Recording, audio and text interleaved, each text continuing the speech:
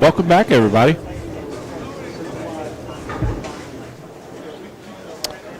That was a little interesting.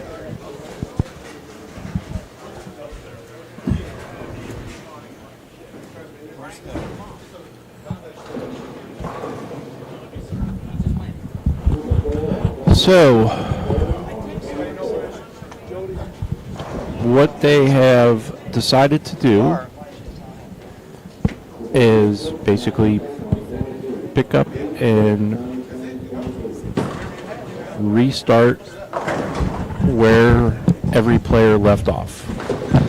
So technically the tournament was suspended during the power outage. All the scores came back up. So they gave everyone 6 minutes of practice, suspended the score, gave everyone 6 minutes of practice. Now they're going back through and respotting spares and picking up essentially where you left off.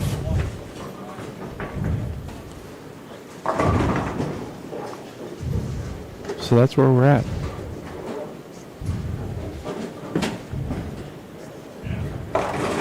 So we hope you enjoyed your nice little break.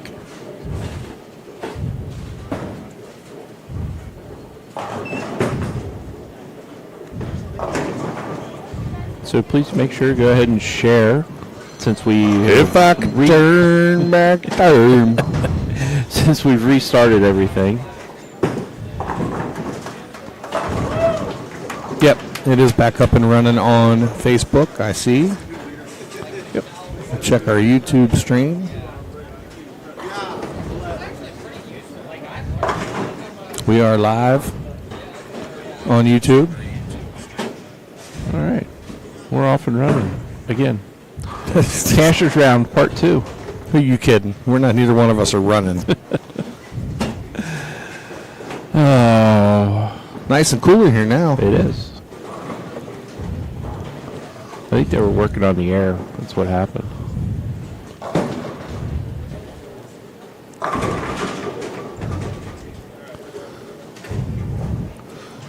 I mean, I think they handled that fairly. Several different ways they could have done that. Yeah, I mean, Really? Yeah, the initial decision was to reconvene at noon, and the tournament committee would make a decision if the power wasn't back on. It came on right about 11:30. And there, 6 minutes of practice. Yep. Scores are put back where they were. So whoever plugged in that Tesla Yeah. right beforehand, I'm still taking blame for it.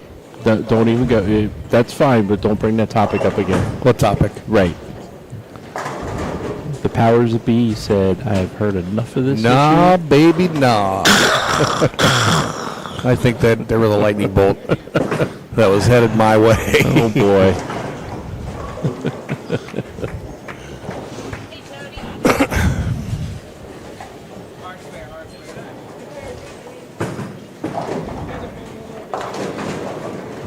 So, I was just trying to have fun. you know, you're not going to make everybody happy, regardless of what you do, but it was handled properly. It was handled fairly. When you're dealing with this type of event, the money that's involved, Lots of it. you know, Plus the Calcutta, Yeah, which has some money in it. Calcutta, yeah. So, yeah. Shout out to the tournament committee once again. Excellent decision. I could say that it's kind of like right along my line of thinking. Like I said, there's 1,000 different ways they could have done this. Yep.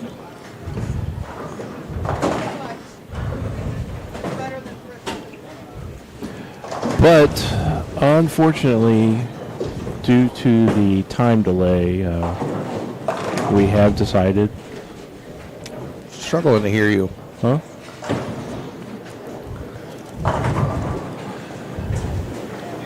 We have decided to cancel the sweeper this evening.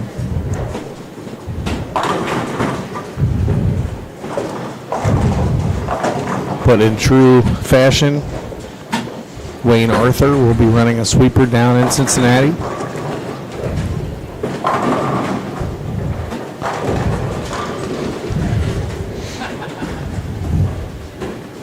Should you be having a blank screen? No, I would say refresh your browser.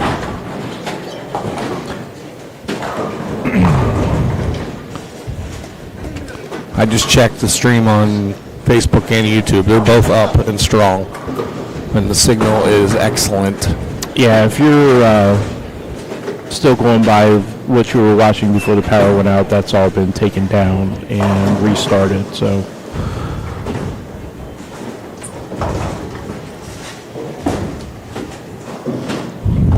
It certainly cooled off in here. that it did. All right, so what we got here? Michael Holloman. Say that 3 times. Holloman. Michael Holloman, Ryan Liederbach, and Andre Gomez here on 17-18.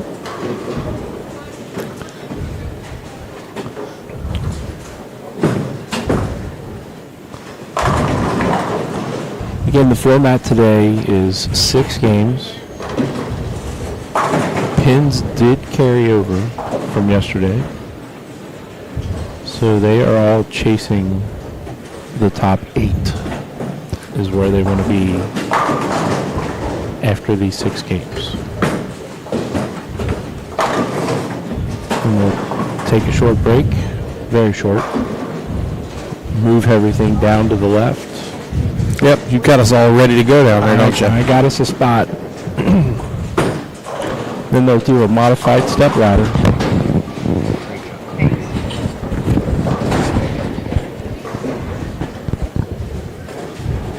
For what it's worth, had to tell Dawn, great job.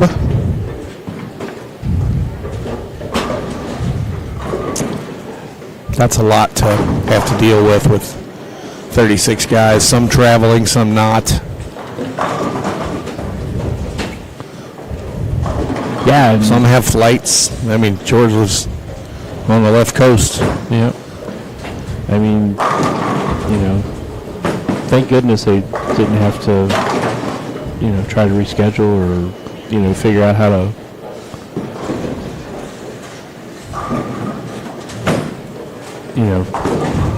whatever they would have had to decide to do. So Chop a bunch of money is what they Yeah. would have had to do. very true.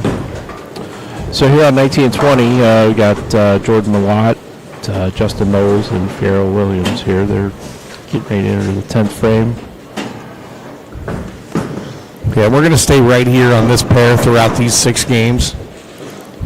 So we'll see pretty much everybody come through these 2 pair with their lane movement, so we can see all 36 of them. As the scores are updated, they'll bring them to us, and we will keep you up to date on where the top 8 number is.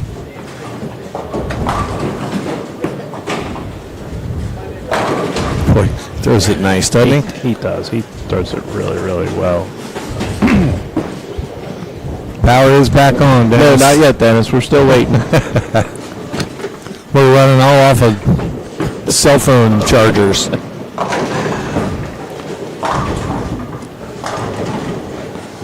The sweeper is still not going to happen tonight. We would be getting a fairly late start. It's a long weekend, long drive back home.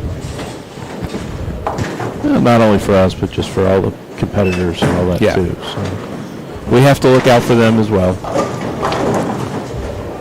Maybe it was a sign. I got out of bed this morning and it took me 40 minutes to get a shower and get dressed. I was so sore and didn't feel right. And it was just a sign. Sweeper does not need to happen tonight. We do have a bunch of shirts still left back there. We had a good weekend on some T-shirts and jersey sales.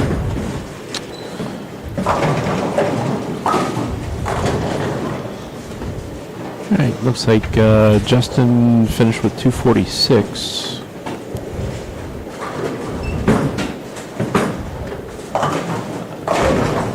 Jordan looks like he made a ball. Looks like he's got a fill ball here. He wants to see what another rock will do.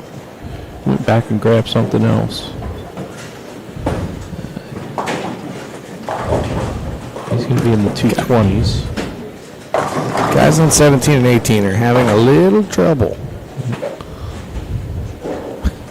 They were probably all doing the power don't come back on dance. Yeah. Fierro going after another rock. Hey, that looks familiar. Ball change. Kind of doesn't matter. Yeah. Right. All right, Jordan finishing with 222.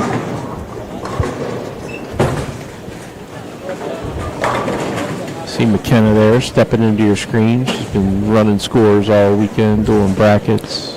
Yeah, these ladies did a pretty phenomenal job.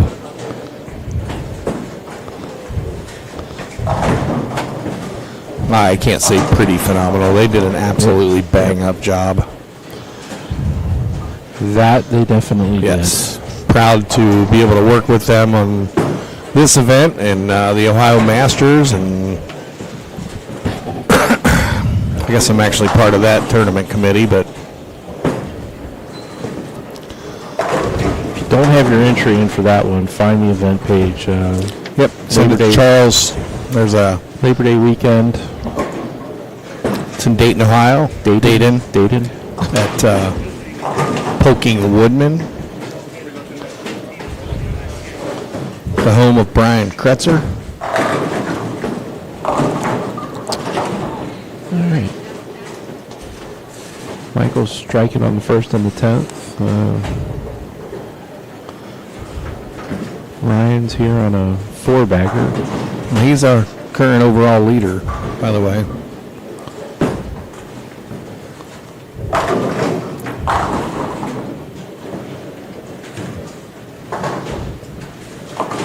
He'll be in the 230s. So you think after a breakdown like that, I mean, as Nate would say, these guys are all athletes. But A is for athlete. But you think advantage goes to the younger guys?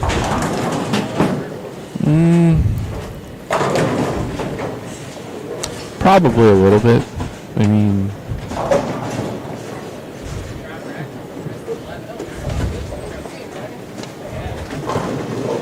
yeah, just.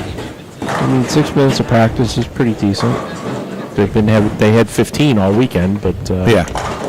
you know, I think everybody was pretty well staying loose though while they were on their break. And some different Little activities. card game broke out. Yeah, played some pool behind us. A couple guys played pool in the dark.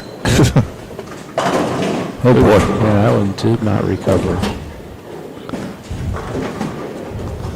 He did not like that one. Nope.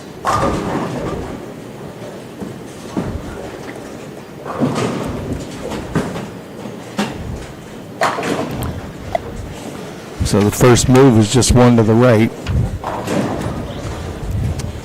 Apparently. So we will see. I believe Mikey Tang, Killian Kilpatrick,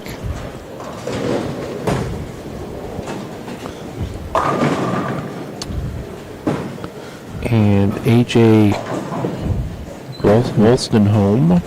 AJ Louisville. AJW. W Sauce. W, yeah. They'll be on 17 and 18 and 19 and 20. Todd mentioned the 17 18 just moving the one pair over.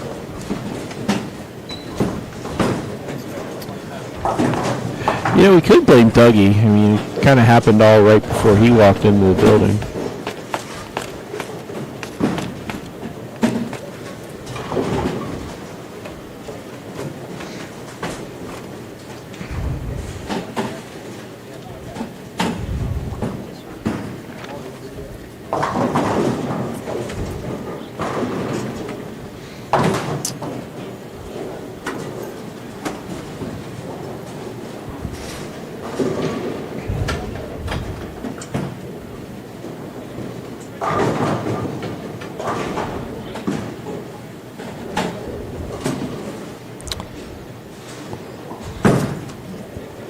Gary, just kind of saw your comment there. I'm not sure what's going on, but from our end here, everything looks okay. Yeah, is anybody else having any issues? If so, I can send you some tissues. Tissues for your issues?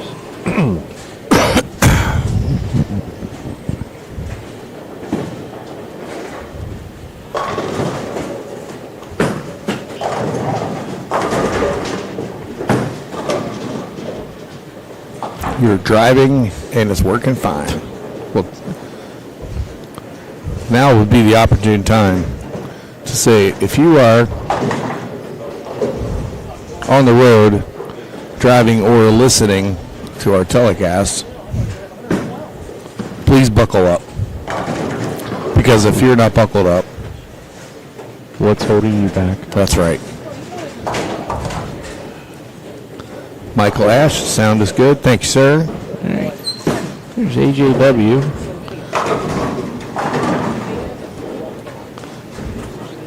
Rocking out a half week 10.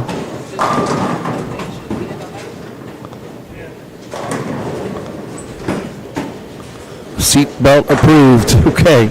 Perfect, Mike.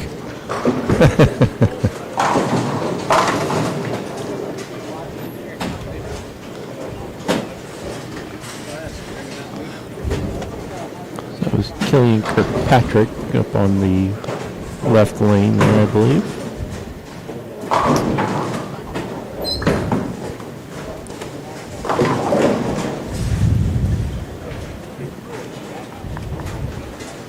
So what's everybody up to today? Besides spending some time with us. And we have a pretty good crowd already watching. Or actually, let's talk about that. Taco about that. Yesterday, we got back to the hotel. Started crunching some numbers from all the main streams. Oh boy, wow! From the main streams all the way across between all the Facebook pages and our YouTube page. We actually eclipsed the 9,000 views yesterday. And we had the eclipse a little earlier. Huh? We had the eclipse a little earlier. Yeah. That's awesome. Thank you. 9,000. Thank you, everybody. And then I would imagine today is going to be even a bigger with the top 36 and the stepladder. The stepladder is very cool how this one works.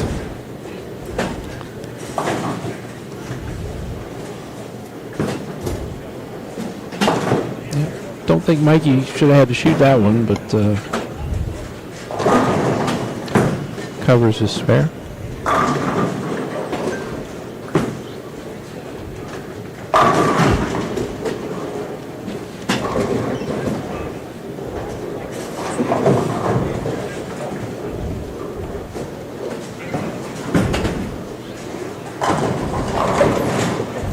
Oh. Hi, Dalton. I mean, Ryan Spear was right in the middle of the pack. We'll see him up here on, looks like game 4. And I'm sure we'll be getting score updates as we go. So he started out right in the middle of the pack.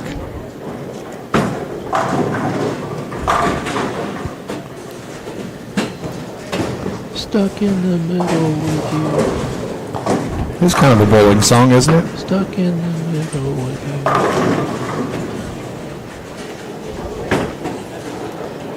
My pleasure, Dalton. Uh-oh. Oh, Almost got it to bounce back around. almost.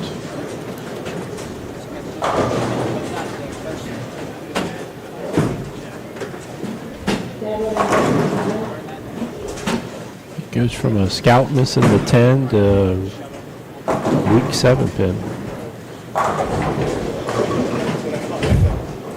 No, not yet, Jeremy. Gives about 5 minutes. Stream came back up about 15 minutes ago. Oh, that was a horrible break there for Andre. Yeah, stream came back up. Power came back up probably.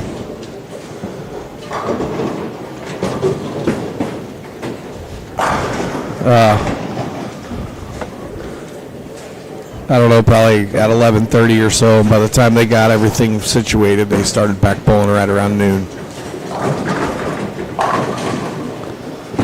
Mike is sounding rough. I don't know. Do we sound a little rough out there, guys? Who's Mike? I don't know. Everybody else? Anybody else? Mike's not here.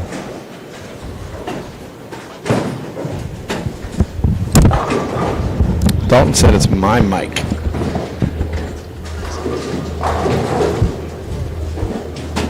How do we sound, Scott? Are we better? Not better yet? Testing. Testing. 1, 2, 3. Testing. Pile up on lane 18. Okay, these guys said it's better. Scott.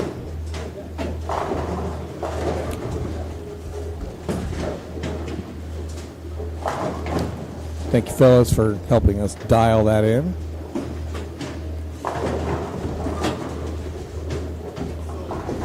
Again, pile up, lane 18.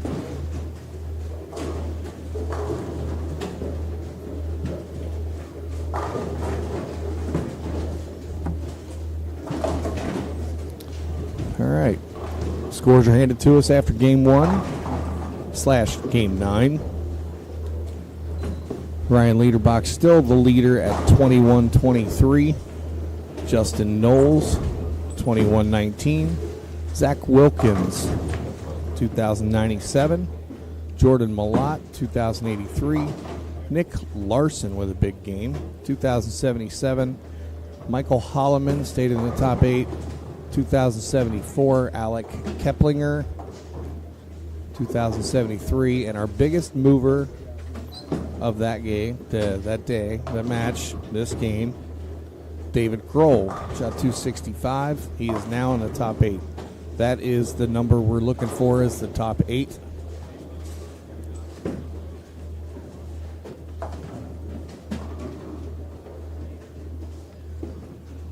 So right now the number to be in the top 8 is plus 270 pins.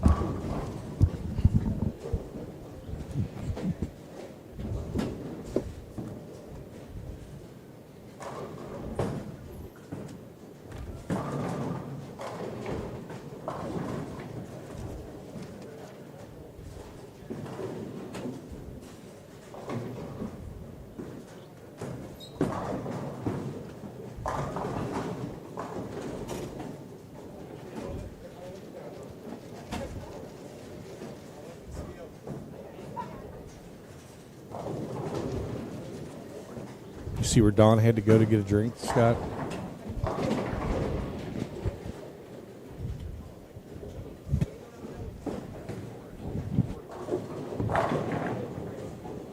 I bet she was sweating walking in there. Drive through.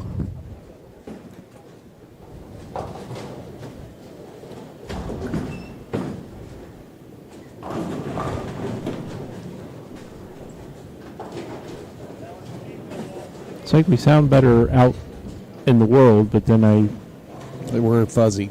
Well, yeah, muffled. Well, I don't have the volume in my headsets.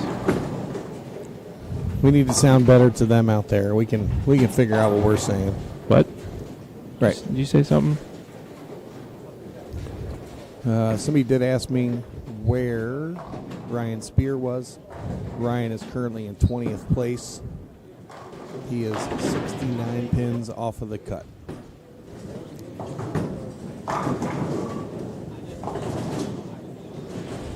No, Jackson, he's, oh, that sounded great. He's, throw it one-handed.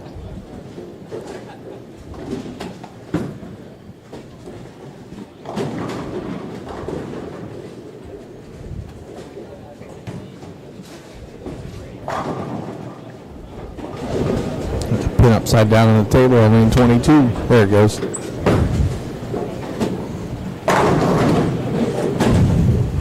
Yes. Brian is the same pattern all weekend.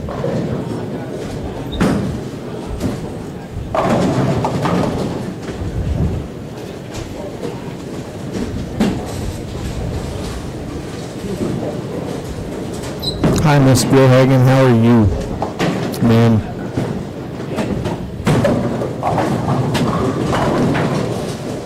I miss seeing you here.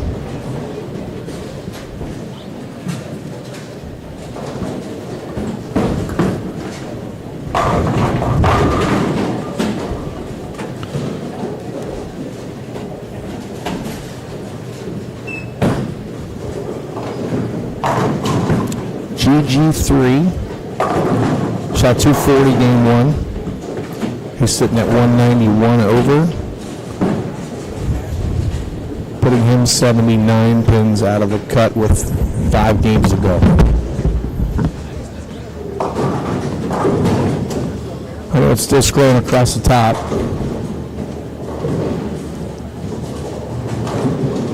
We would like for you folks to follow us on Instagram and TikTok. We're going to make Bowler HQ a thing on both of them. I mean, we've got the pages out there. I just haven't done a lot with them. But we're going to be able to take our live stream and be able to put them right on TikTok when we're doing it. On top of doing our, our live stream on YouTube and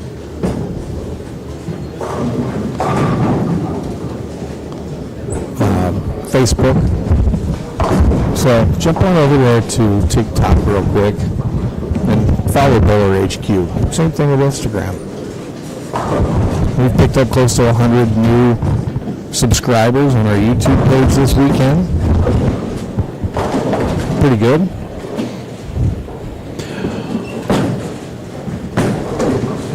Todd's going fuzzy again. I did not change a thing.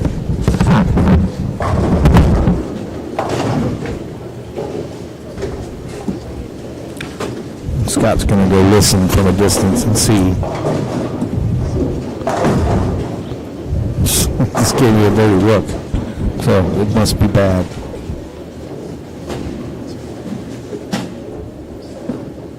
Scott, test. Test.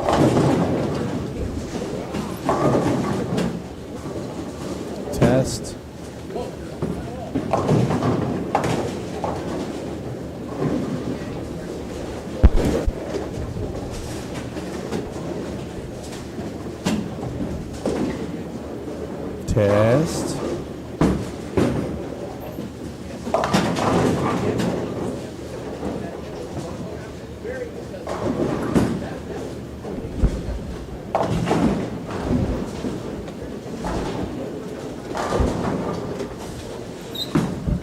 How are we sounding now?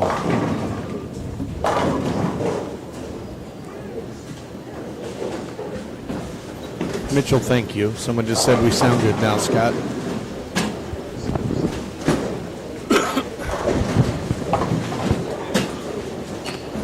Much better.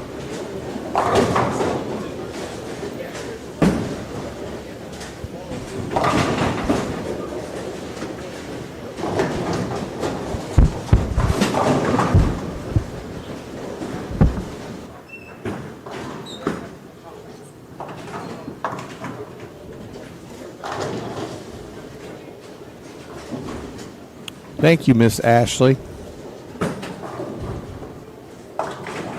I hope you're doing good. I haven't seen you in a long time.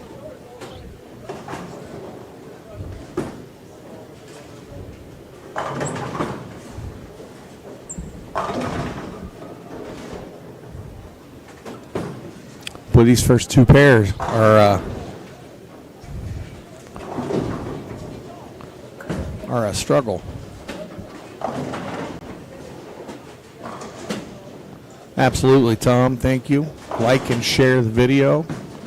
Get it out to as many people as possible. Oh. What'd you do there?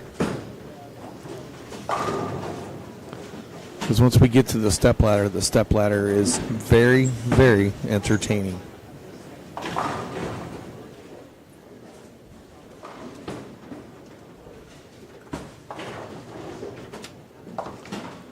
Once I get game 2, I will share them in the event page. Yes.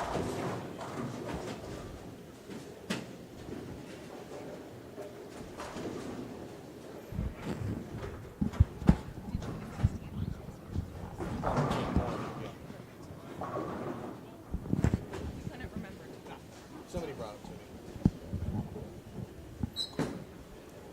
me. Well, Ashley, hoping for a speedy recovery for your foot and ankle.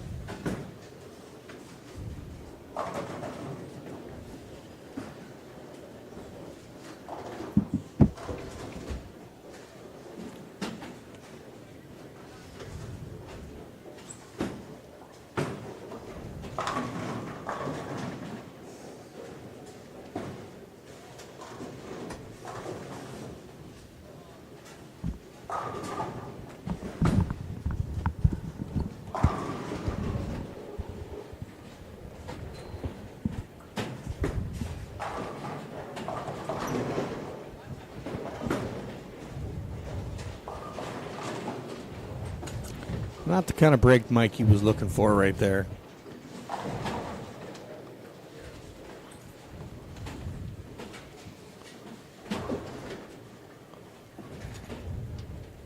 Seems pretty brutal having to go from 17 and 18 to 19 and 20.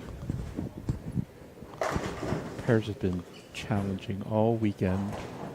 It has been. 19 and 20 has been a very difficult one for everybody. Oh, Pharaoh's going 260 and just stones an 8-pin.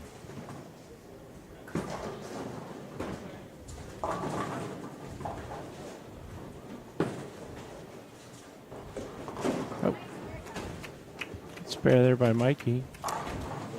3-7-10.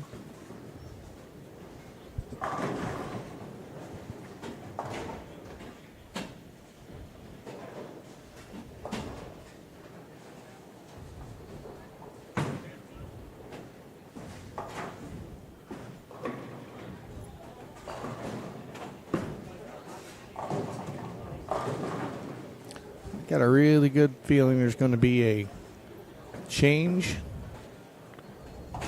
in the top spot after this game. You think?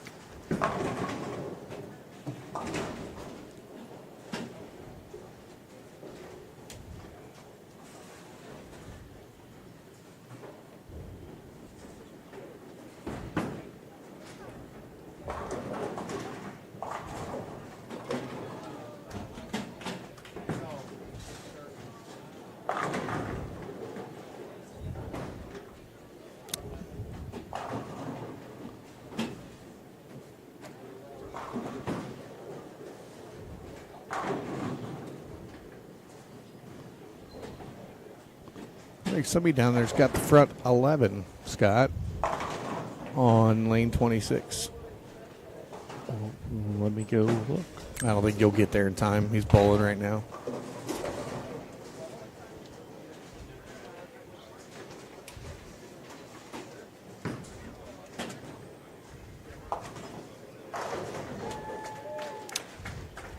That was the very first perfect game of the tournament.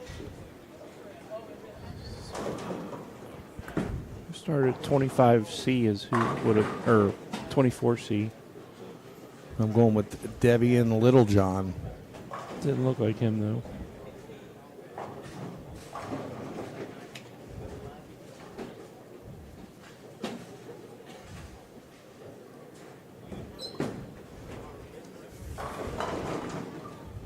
Maybe it was.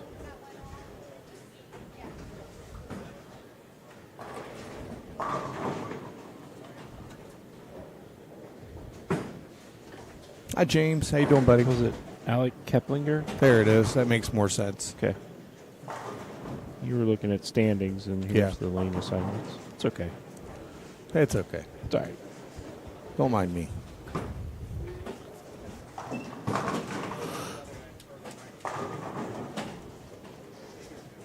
Wow. First honor score Sunday. For the Yeah, whole he was tournament. already in the top 8. That's going to move him way up. Put him in the top 8er. Yeah, more 8er. More 8er.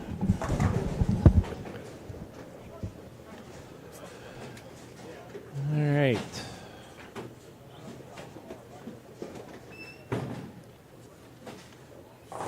Finishing up here in front of us. Michael Holloman, 194 that game. Ryan Liederbach, 186. Andre Gomez, 198. So they were the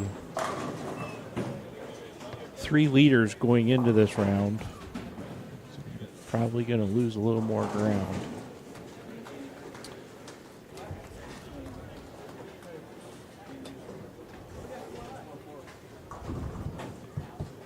I think we may have just had another 300. Hang on. Be right back, folks.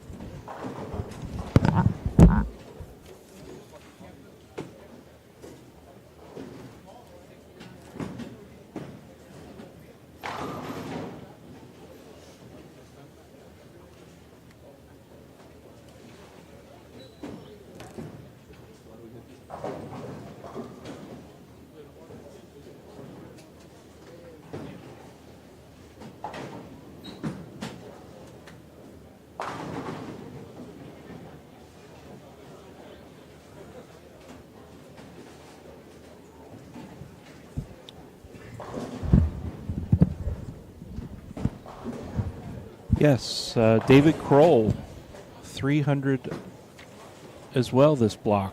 So we don't have any 300s all weekend, and we get 2 in one game. So he just bounced into 8th position after last game, so that's going to propel him up in the standings a little further.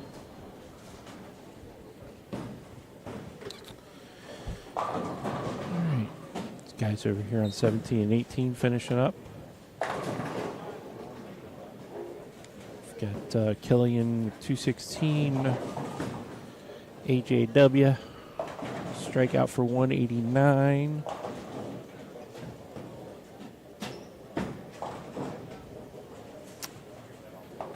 And Mikey Tang 202. So in front of us on 19 and 20 for game number 3 today, game 11 overall. We will have Matt Sanders, Dean Vargo, and Jonathan Clear. Coming down to 17 and 18, AJ Rice, George Gohagen III, and Drake Bazzi. That's who we will be bringing to you for Game 3 today, Game 11 overall. And looks like we still have a few pairs to our right that have not finished Game 2, so as soon as we get those scores, we will pass those on to you.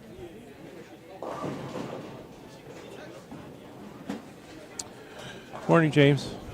Afternoon, James, wherever we're at.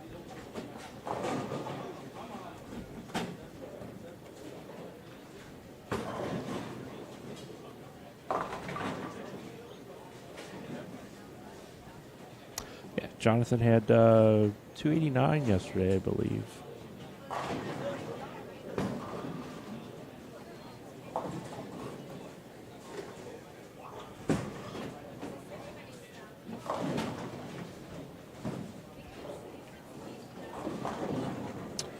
And AJ Rice stepping up on lane 17.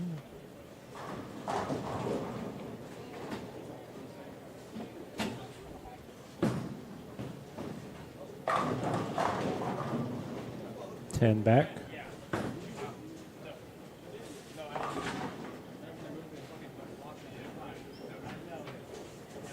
Jonathan covering up his spare.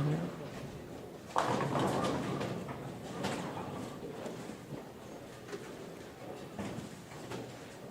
think Drake liked that one very well. Pushes out the 3-9, leaving the 7.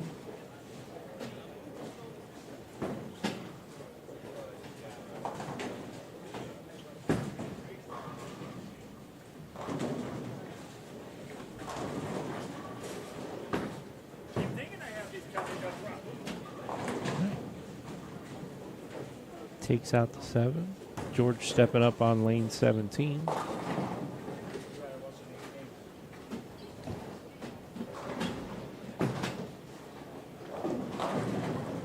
Wow. Big Scout. Nothing to take out.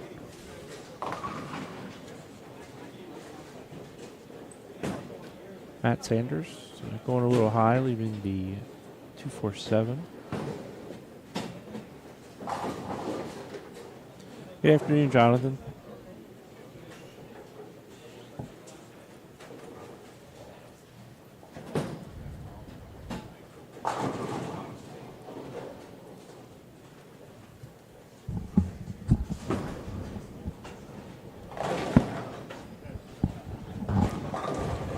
Definitely not the same reaction he had on lane 17. Now this pair's a little funky. It looks from the get-go.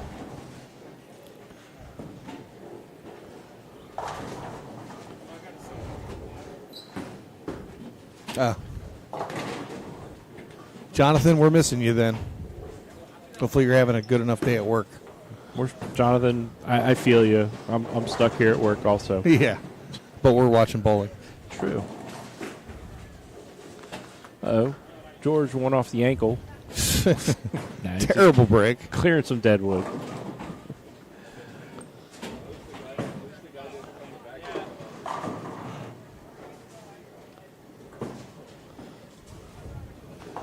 Gohagen is in the standings is in 23rd place. But we're waiting on game 2 scores.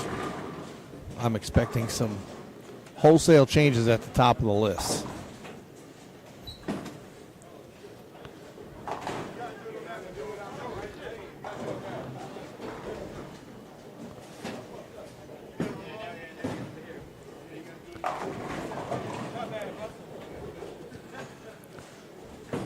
Well, Jonathan, we had an unexpected break at the beginning of our shift. We did. About an hour and a half. Ooh. I have to check with HR, see if I get paid for that time. Top 5 before the last game: Ryan Liederbach, Justin Knowles, Zach Wilkins, Jordan Malott, and Nick Larson.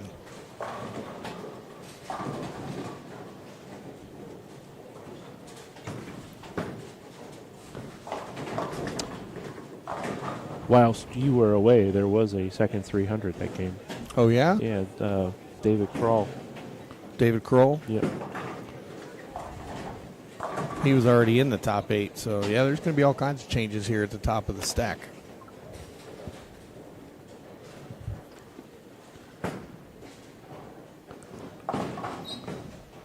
Andre Gonzalez was in 11th place.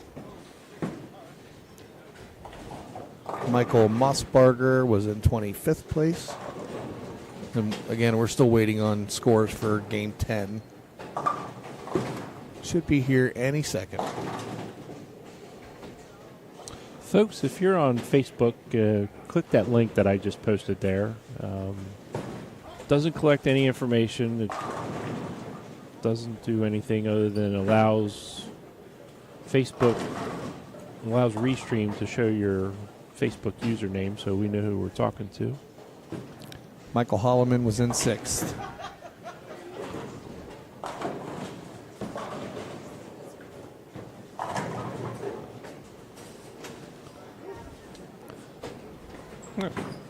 That was Jess Holloman asking where Michael Holloman is.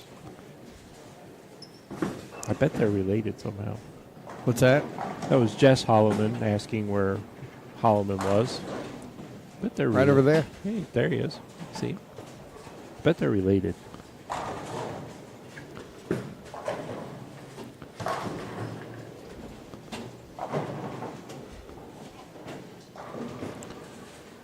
He just put 10 back, Mama Gohagen.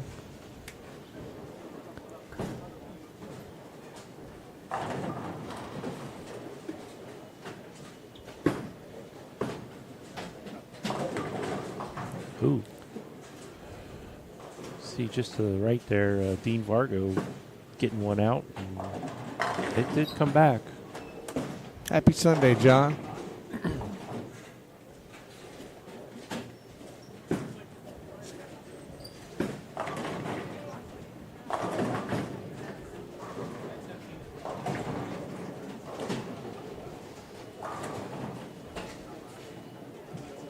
Drake crossing over, lucky just to leave the 5 there.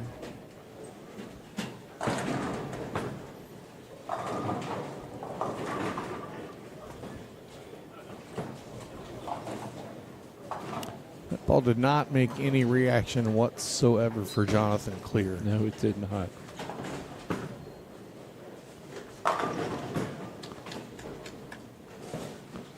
George Gohagen doing George Gohagen things. Playing pretty straight. A lot of power.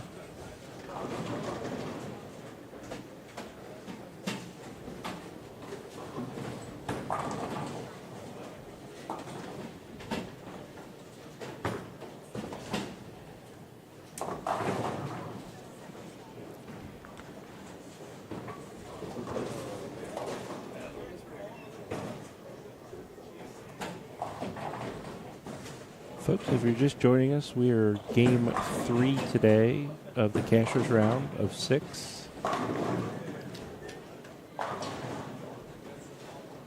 They're chasing 8th place is where they want to be. Top 8 move on to modified step ladder. Yeah, he knew that was not going to make it Yeah, back. he got that out, and it just said, I'll stay here.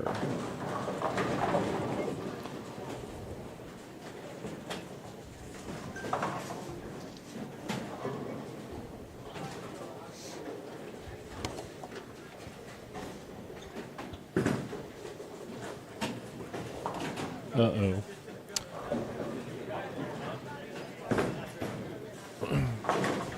That was not a good shot by George. Got the ball just a wee bit too far to the left.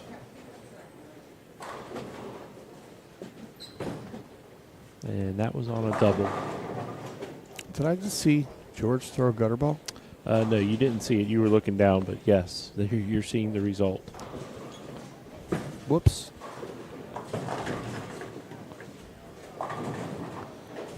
As expected, scores have been handed to me. Let me get a picture.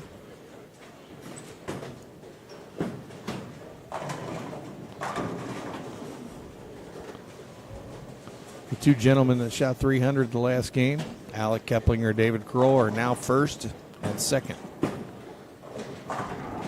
Plus 373 for Alec, plus 370 for David. Justin Knowles is currently in third at plus 343. Jordan Malott, plus 329. Zach Wilkins, plus 325. Pharaoh Williams, plus 323. Ryan Liederbach, 309. Trent Marner, 296. George rolls Just the 8. outside the number is Graham Fa and Chad Roberts.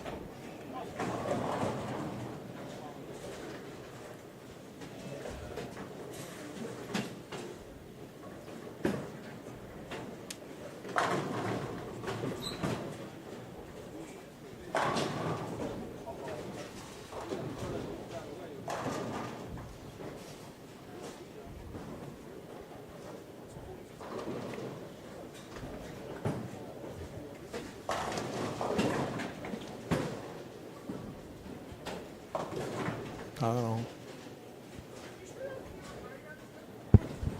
All right, scores are posted in the event page as well as shared over to my page. What's that? Yeah.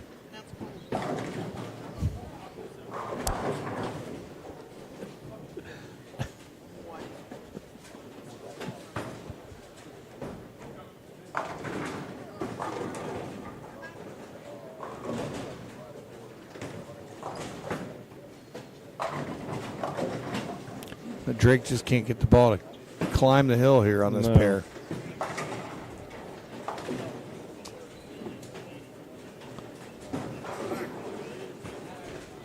James Pappas, we're not allowed to do that.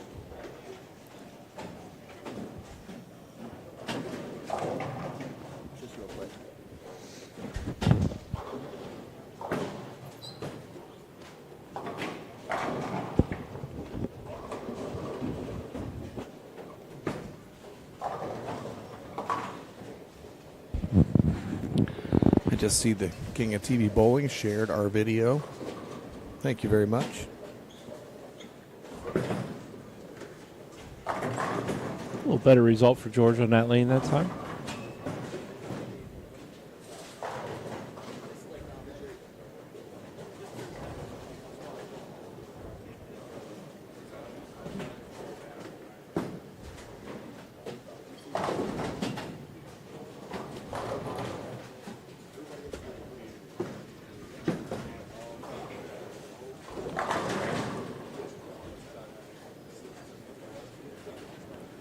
Why did George and AJ never do the national tour? There's a lot of really, really good amateur tournaments around the country that these guys make money at.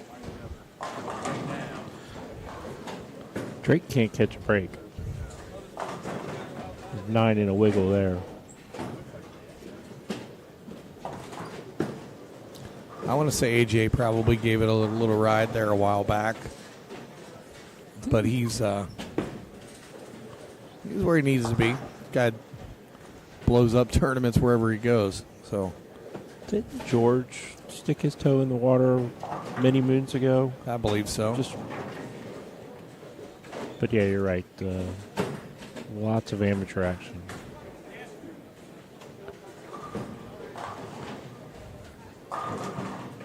Yeah, he's got his spot so far left down lane. If he misses, he's in trouble. James, absolutely. It would take a full grind to be able to do it. As far as changing the ball motion, I mean, you're following a lot of folks, whether it's left or right side.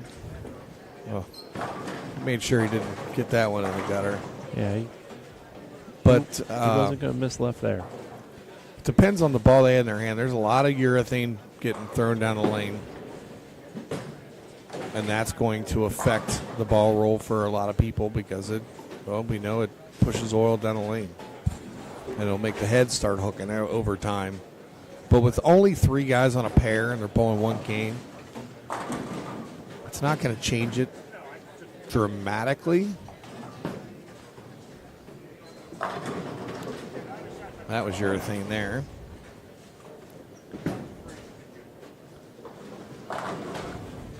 But you're right. It can, with the amount of lefties, it can make it very, very difficult.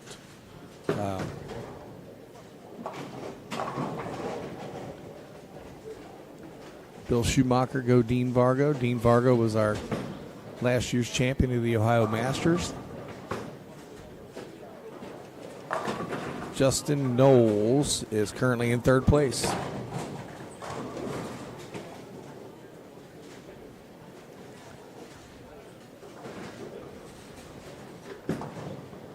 And again, the goal is to get to the top 8.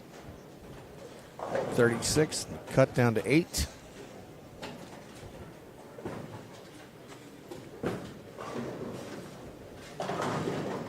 See, AJ made a little move in. Brings the 6 forward, coming at you. Top 8 as of right now is posted in the event page and on my page, but right now it's Alec Keplinger, David Kroll, Justin Knowles, Jordan Malott, Zach Wilkins, Farrell Williams, Ryan Liederbach, and Trent Marner.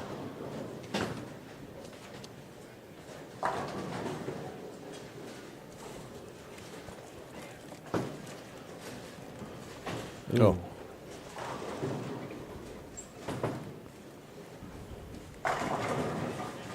And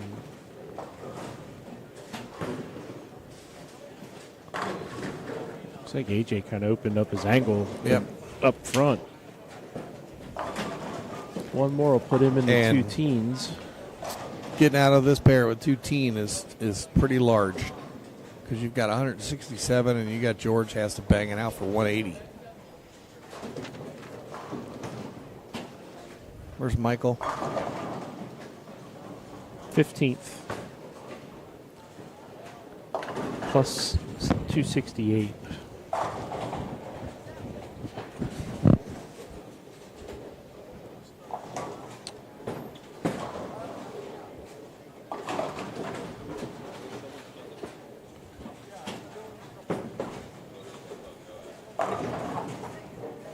Give AJ 212.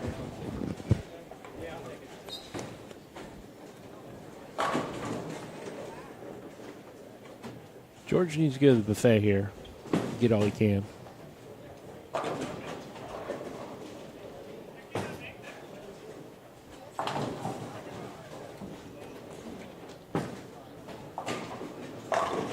There's the first one.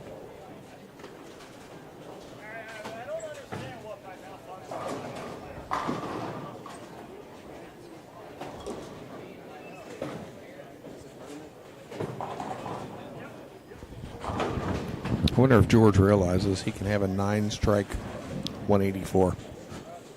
I'll let you tell him that. I'm not going to tell him.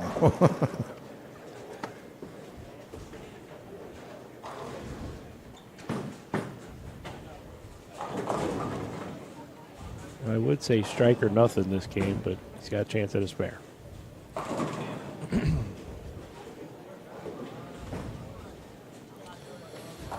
right. Finishing up game 11. Game 3 for the day. Moving into the streaming pairs. Hey, it's a spare. We'll have Ryan Spear, Derek Norman Jr., and Andrew Anderson on 17 and 18. 19 and 20.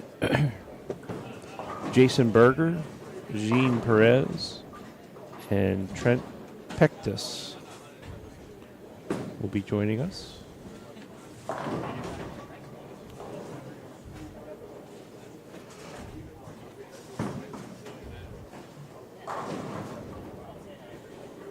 Got a little break in the action here. Might be a good time maybe to run to the fridge, grab yourself a little refreshment, maybe a little snack. Ice cold. Natty Light? It's not what you have. No, I got a Tim Hortons refresher. Non-compensated endorsement. That's Don's favorite place, isn't it? It is not. Like I said, I woke up this morning and my legs hurt, my arms hurt. I felt a little dehydrated, and I'm trying to ease on the pop today and ease on the. So I got some. Ease on down the road. Something that might help. Why don't you rehydrate ease the on bones? Down, ease on down the road. Were you out drinking last night? No. No?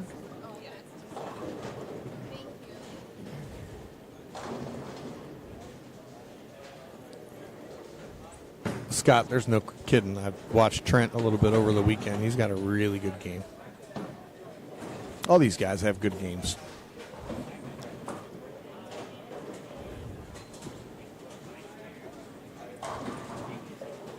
I think we should bowl next year. What do you think? Why? We got a fast pass to the finals. I didn't say it was a good thought.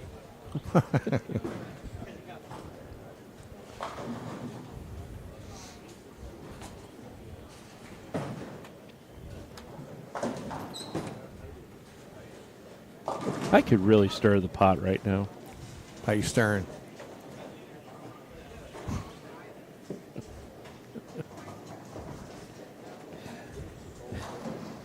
Yeah, you can't do it, can you? Oh, I can. I heard you were looking for a team to join in the fall. Not on Monday or Thursday. You know. No, I work on Monday or Thursday. Is that true? Potentially. Potentially? Mm.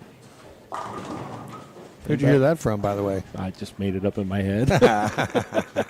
The voices in my head were speaking. I think Wes is coming back down to visit us. Might want to move your seat warmer. Yeah.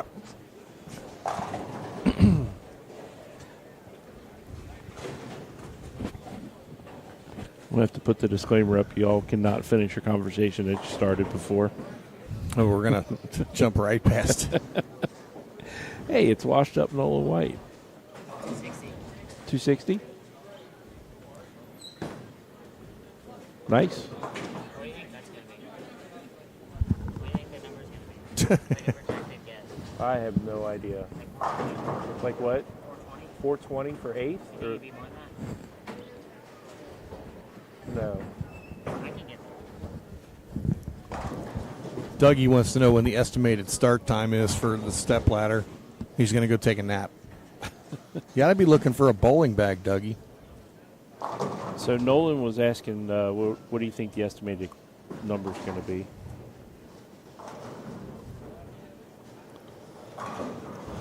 He threw out four. He said, "Do you think it'll get to 420?" I said no.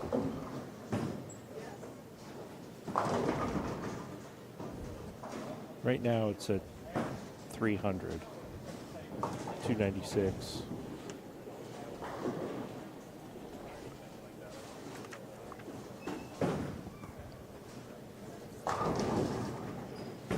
Dun, dun, dun, dun, dun, dun, dun, dun, dun. Dun, dun, dun, dun, dun, dun.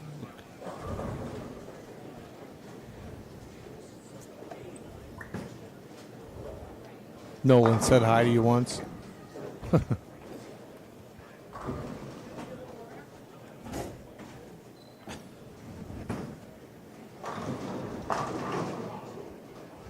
Nolan is. Oh. Let's hop over here. Nolan White just to our right.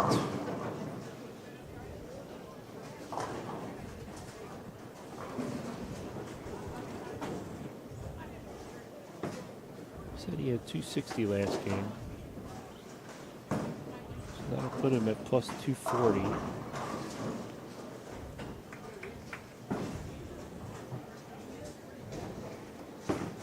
Gary Grice is guessing 380.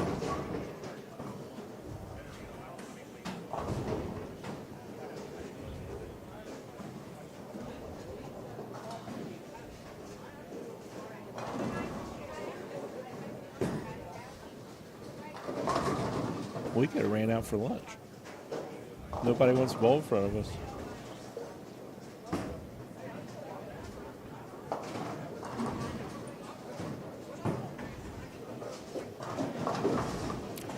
Do do do do do do do. Oh.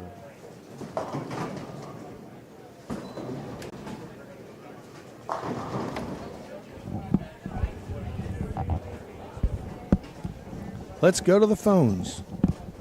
We can now. We have power.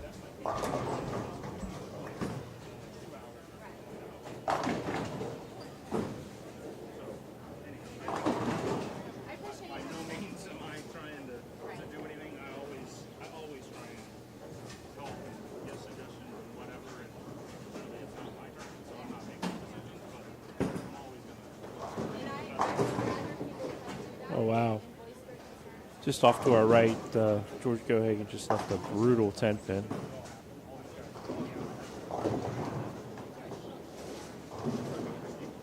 I know they're all being funny, but I'm hoping the people who are trying to make decisions who are in the position and then make the decision.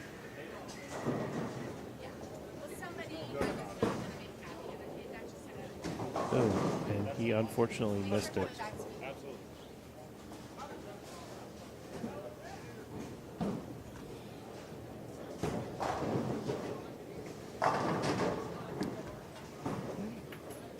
Just off to the right of the screen there, Nolan White striking.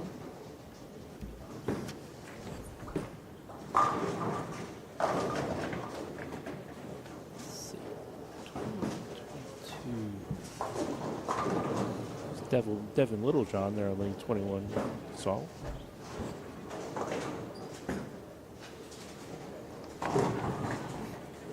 Not sure what the holdup is. Waiting for pairs from the higher end to move on down this way.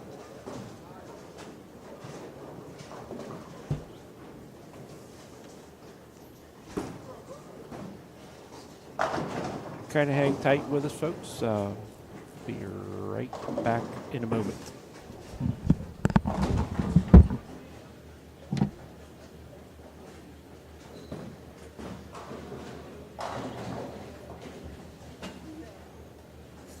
This middle day just sucks. Scored an awful rate. They are not good.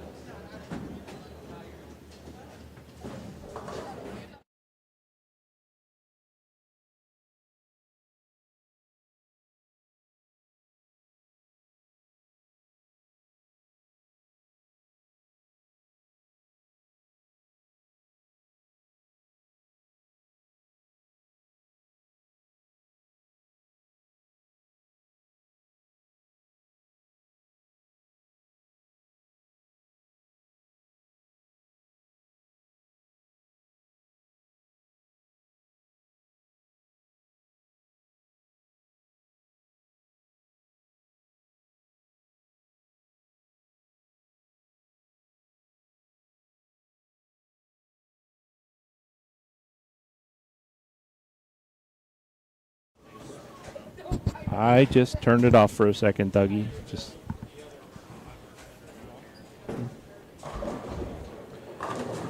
joining us once again, the big nasty, Mr. Wes Malott. Welcome back, sir. Are we live? We are.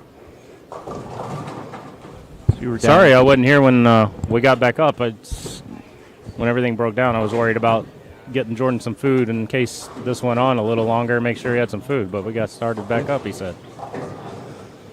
It's all right.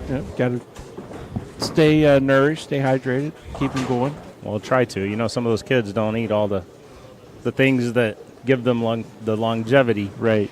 that they need. And, you know, and if he makes the top 8 or whatever, from my understanding, there's not a whole lot of time No, it's a after real, that. So it's a no. quick turnaround. Yeah, it's a real quick break. I think they'll give us a few minutes to move everything down to the left, and they've got a little meeting to explain how it works. And How are y'all doing that? Are Off you the- moving your cameras every game?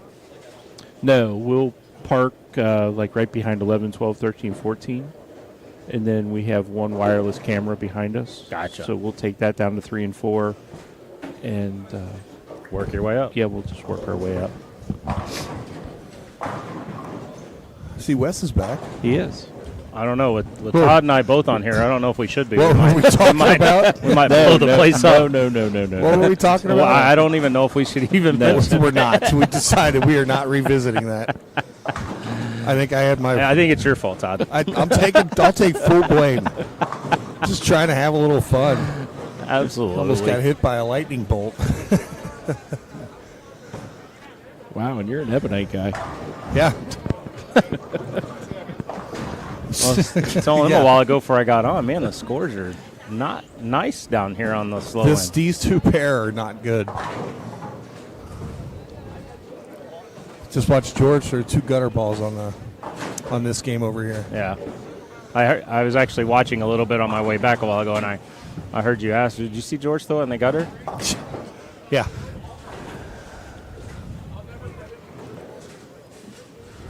Well, we'll see what the true professional can do down here. Yeah. Andrew Anderson. Andrew.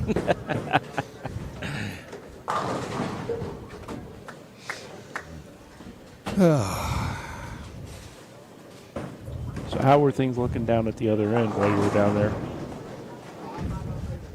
Wes, sorry. I came in and Jordan was in the middle. I mean, he struggled a little bit, shot 194, but Farrow had 240, and he opened in the middle of the game. He had I'm guessing he missed the 10 pin because he left a 10 pin the second ball on the 10th and spared it, and he gave it the big fist pump like he was that's what excited. you should do.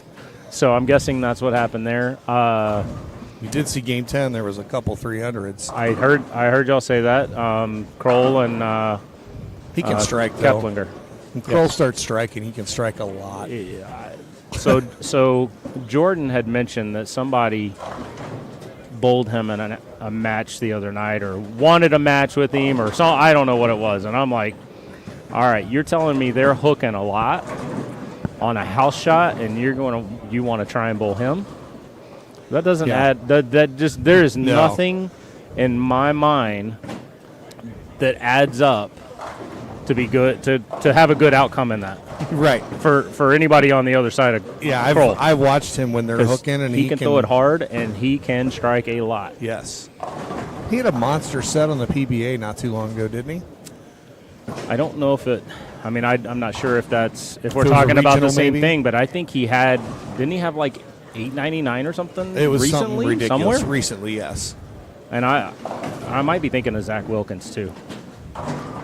I don't know, but I know. I mean, Kroll can, if he gets going, he can strike. That's for sure. If he gets the right thing going, and like I said, a house shot with some friction, as hard as he can throw it. Yeah. He can play. I can't. Like I said, nothing just mathematically adds up. I'm not first in line. I can promise you that. Yeah, that's a good one to sit back and watch. I'm not even going to be in line. But so anyhow. Yeah. Do you want to talk about formats? Did you want to bring that up, or you just want to maybe? I mean, we definitely can. I don't know how many people we got on.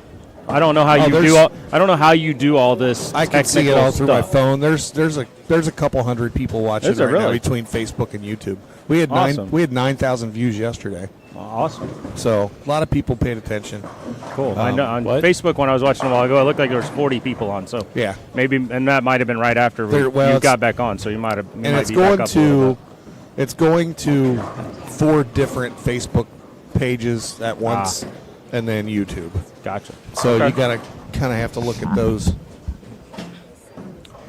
main, all those main. But last night we got to 9,000 views, which is great No, that is for reaching just out for quite a this bit. little bit, you know. But yeah, I mean, I'm just curious. I mean, this kind of got me thinking a little bit, coming out and kind of getting back in the mix of things here this weekend. It's just, I mean, I've bowled some tournaments. We used to have the Track Masters down in San Antonio, Texas.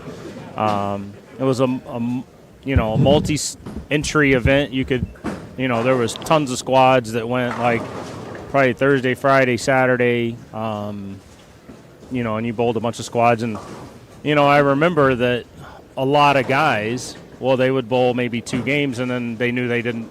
So they would stop. They didn't, so they just quit bowling. Yeah. And I don't like that. No. I don't want that. And I guess where I'm going is this kind of made me start to think, and being in Fort Wayne now, having a really nice pro shop, and then being in the facility we have, which is really nice. We want to start some. I haven't had my youth tournament since 2021 in Texas, and I want to bring that to Indiana, and hopefully have something, have the same following and support that, I know a lot of people from Texas says if you have it in Indiana, I'm coming. That's and cool. they just, they love the event. I would never have the event if I couldn't be there, and not that it's about me, but I do understand that the kids really enjoy me being there and seeing Sure. me, and it's one of the things that people have brought to my attention. They thank me for being at the event. So Yeah. not that I would do it in the first place, but now to have that response, there's no way in the world I would even think about it. And so I want to. We're in the talks about trying to bring that to Indiana, and then if you do, get with me because I've got some. I mean, I would certainly. I know you're not a Bolify guy, but I could help you with some stuff for Bolify. And then I've got a good relationship with Chuck Gardner and Bull for Life. Sure. Oh yeah, we know Chuck very well. How do you not like those guys? That Bull for Life Foundation is very good. So I mean, that might be something that throw some scholarship money towards it and maybe help it out.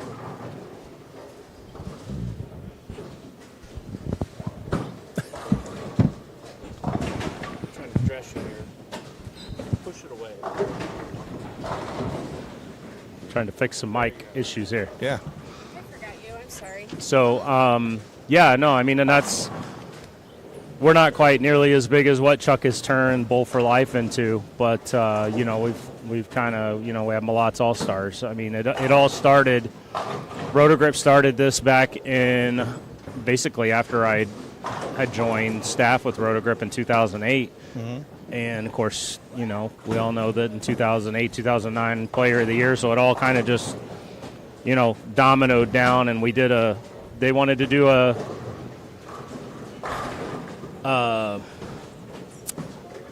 not a challenge, but they wanted to do a contest where basically you drew a picture of me, whatever you wanted to do, and then you wrote a letter as to why would you want Wes Malott to come to your center and hang out for a day. And so they called it the Malott's All-Stars. It was pretty cool. And then we only did that for a year, but, you know, it was a lot of fun. But then I started my youth tournament, I think, in 2011, and I asked them if I could use the logo and the name and all that stuff, and they're like, yeah, sure, why not? And so I've kind of taken that because Malott's All-Stars, I mean, it's about the kids. It's absolutely. It's All-Stars. It all just fit. And so I want to continue that and get that going again. But I also would love to do. I mean, if clearly you got the support. I mean, we're 2.5 hours away. Why wouldn't these guys drive another 2.5 hours to bowl a big tournament? And I know in Texas we had the Track Masters Tour. I mean, some of those were even $20,000. But most were 10, and kind of it's gone now. It's went away, and I know somebody else has started to try and do one down there, and I think they pay $10,000 on top. But the thing that stinks about that is then they might not have enough support, so then you're only paying $2,000 per second. Yeah, but when you guarantee first, you have to pay it unless everybody at the end agrees to kind of chop up the money a little bit. Yeah. So just kind of this just has me thinking a little bit, and I'm just kind of curious format-wise. Like I said, that one was a multi-entry event. People were quitting mid-term. I didn't really like that. Yeah, I'm not a fan of that myself. So curious if anybody has any opinions, suggestions on what they might like to see on format. I mean, here we have 8 games of qualifying, 2 squads. I'm sure some people might say, oh, well, 36 guys made the cut, but 25 it was 25 and 11, wasn't it? Am I correct with the A squad to B squad ratio? Scott, we looked at that last night. What was the ratio from A to B? Because I think Mikey Tang was 11 on his squad at 129, and that was a cut. That was the cut. I got him in my backpack. Look at me. While he's looking. Making y'all look. That's all right. We've got it. No, we actually counted it last night. I just can't remember. But, and I know like last weekend you guys streamed the tournament. I don't know if, and it was per squad. Mm-hmm. So you cut per squad, not per. Yeah, we did 20% of not total each squad. Right. So, is that big of a factor? And then, like I said, today they both 6 more games, cut to the top 8. With pins carrying over. And I think pins carrying over is good on a longer format. Shorter formats, pins carrying over, not so crazy about. Right. But, yeah, we do I sent you an invite to it last night when we were chatting about he just can't get the ball to get around the bend on this pair. Nice 2.8, 2.10, Third times time now. Yep. And it's the Ebonite Fall Classic that we do, and we have $10,000 added to it. And there's several qualifying squads. You can re-enter, $150 to enter, $100 re-entry, something like that. And first place is right around 10 grand. And we do the top 20% of the overall field, not each squad. And then the pins do not carry over from your qualifying to Sunday, but then they run with you all day long Sunday. Right. The So, squad leader gets into Sunday. The squad leader from each squad automatically I saw gets that. in. Right. And then if we have enough youth and female, they will get a spot as well if we have enough participants. The last couple of years, we let them have a spot into the finals, and there just wasn't a ton of participation, so I have to put some sort of curtain tournament.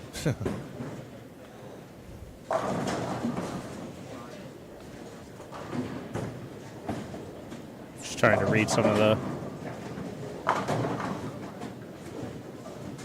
comments, I guess, here or whatnot. Yeah, the comments that are coming up on here, obviously the red ones are coming off of YouTube, and then the Facebook ones are coming from all the different feeds, so it filters them all into one chat session. We used to have different stuff open here to go through it all. Finally, I was like, Restream will do this for us. We literally started doing these live streams by holding a phone. Oh, I know. And now we're here. You slowly start adding to your collection with everything. And Yep.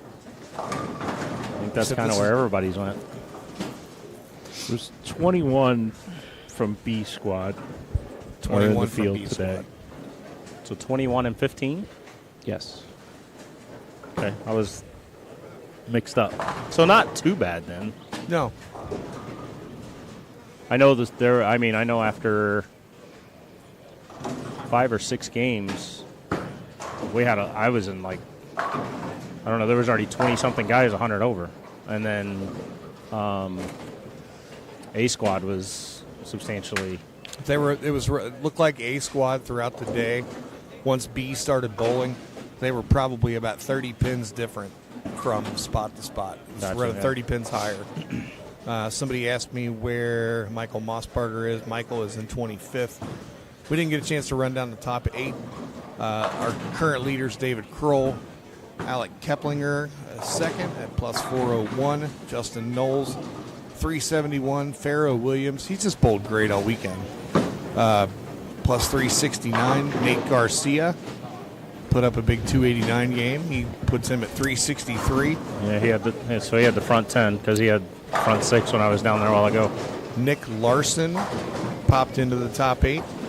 361. Chad Roberts. We haven't heard that name yet this weekend. He's at plus 345. And Ryan Leaderback is our 8th place bowler at 333. And Jordan's just outside of the number, 10 pins down. And for my Tie for ninth with Grand Fall. Yep. For my Bunched Cincinnati up. folks, we've got, there's a lot of bunch. Nolan White shot 267, so that's going to move him up. He's on a nice little run. He's our local Cincinnati guy that follows us around. That's this kid. Talk about He'll how tell you. washed up he is. He'll tell you he's the most washed up 26-year-old bowler there ever is, and then go out and shoot 850. How can anybody be washed up at 26? You have to know him. Yeah, you just have to know him.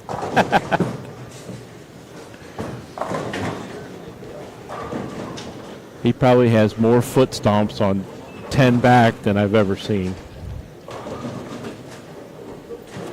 But yeah, anybody that's out there, James Pressler, Nolan's overrated. Anybody that's listening, and we're talking about formats, what kind of formats do you guys like on tournaments? Do you like pins carrying over? Do you like re-entries? Do you like the way this one was. You're either A squad or you're B squad. I would say, do you like round robin match play? Do you like heads up best of 3 match play, best of 5 match play? Do you like the Masters tournament where 3 game total pins maybe, 3 games can take a little while, especially when you do that. Well, what if you cut it to 2 game total pins? Right. That way it's not just 1 game. That's 1 game and you're out. That one's rough to me. Yeah. So I think it's got to be at least 2 games. Clearly there's a lot there. I already have my thoughts, but as to what I would like to do, but still kind of curious. I'm okay, thank you. If anybody We've all has got any our feelings, but running a good tournament is about listening to the bowlers and kind of what they want. well, they're the ones, spending the money. They're the ones investing into it, and Yep. clearly you want everybody to have fun. It's no different. We had the power outage earlier, and talking to the center manager, a tournament director. Never met her before, but I'm kind of offering something that came to mind that might be a suggestion to try and help, because unfortunately when something like that happens, I think every tournament director tries to make the best decision to their knowledge, and but there's so many variables and factors that come into play there that it's a tough decision to make, no matter what it is. And here we are. At the time, my suggestion was, okay, well, they've already had 10 minutes of practice. They went through surface adjustments. They now have bowled on the lanes for about 10 minutes and have bowled about 4 or 5 frames and then went black. If that lasted for, until 2 o'clock, like they were saying, we're talking 4 hours. Yeah. And then, okay, we're going to turn the scores come back on. We're going to turn the lanes on. We're going to give them 10 minutes of practice. We're going to allow them to make surface adjustments again, or whatever the case. The lanes are going to. I think the scores would be even lower than what they. I know that they would be lower than what they are. I know from what these guys can see here on these 2 pair.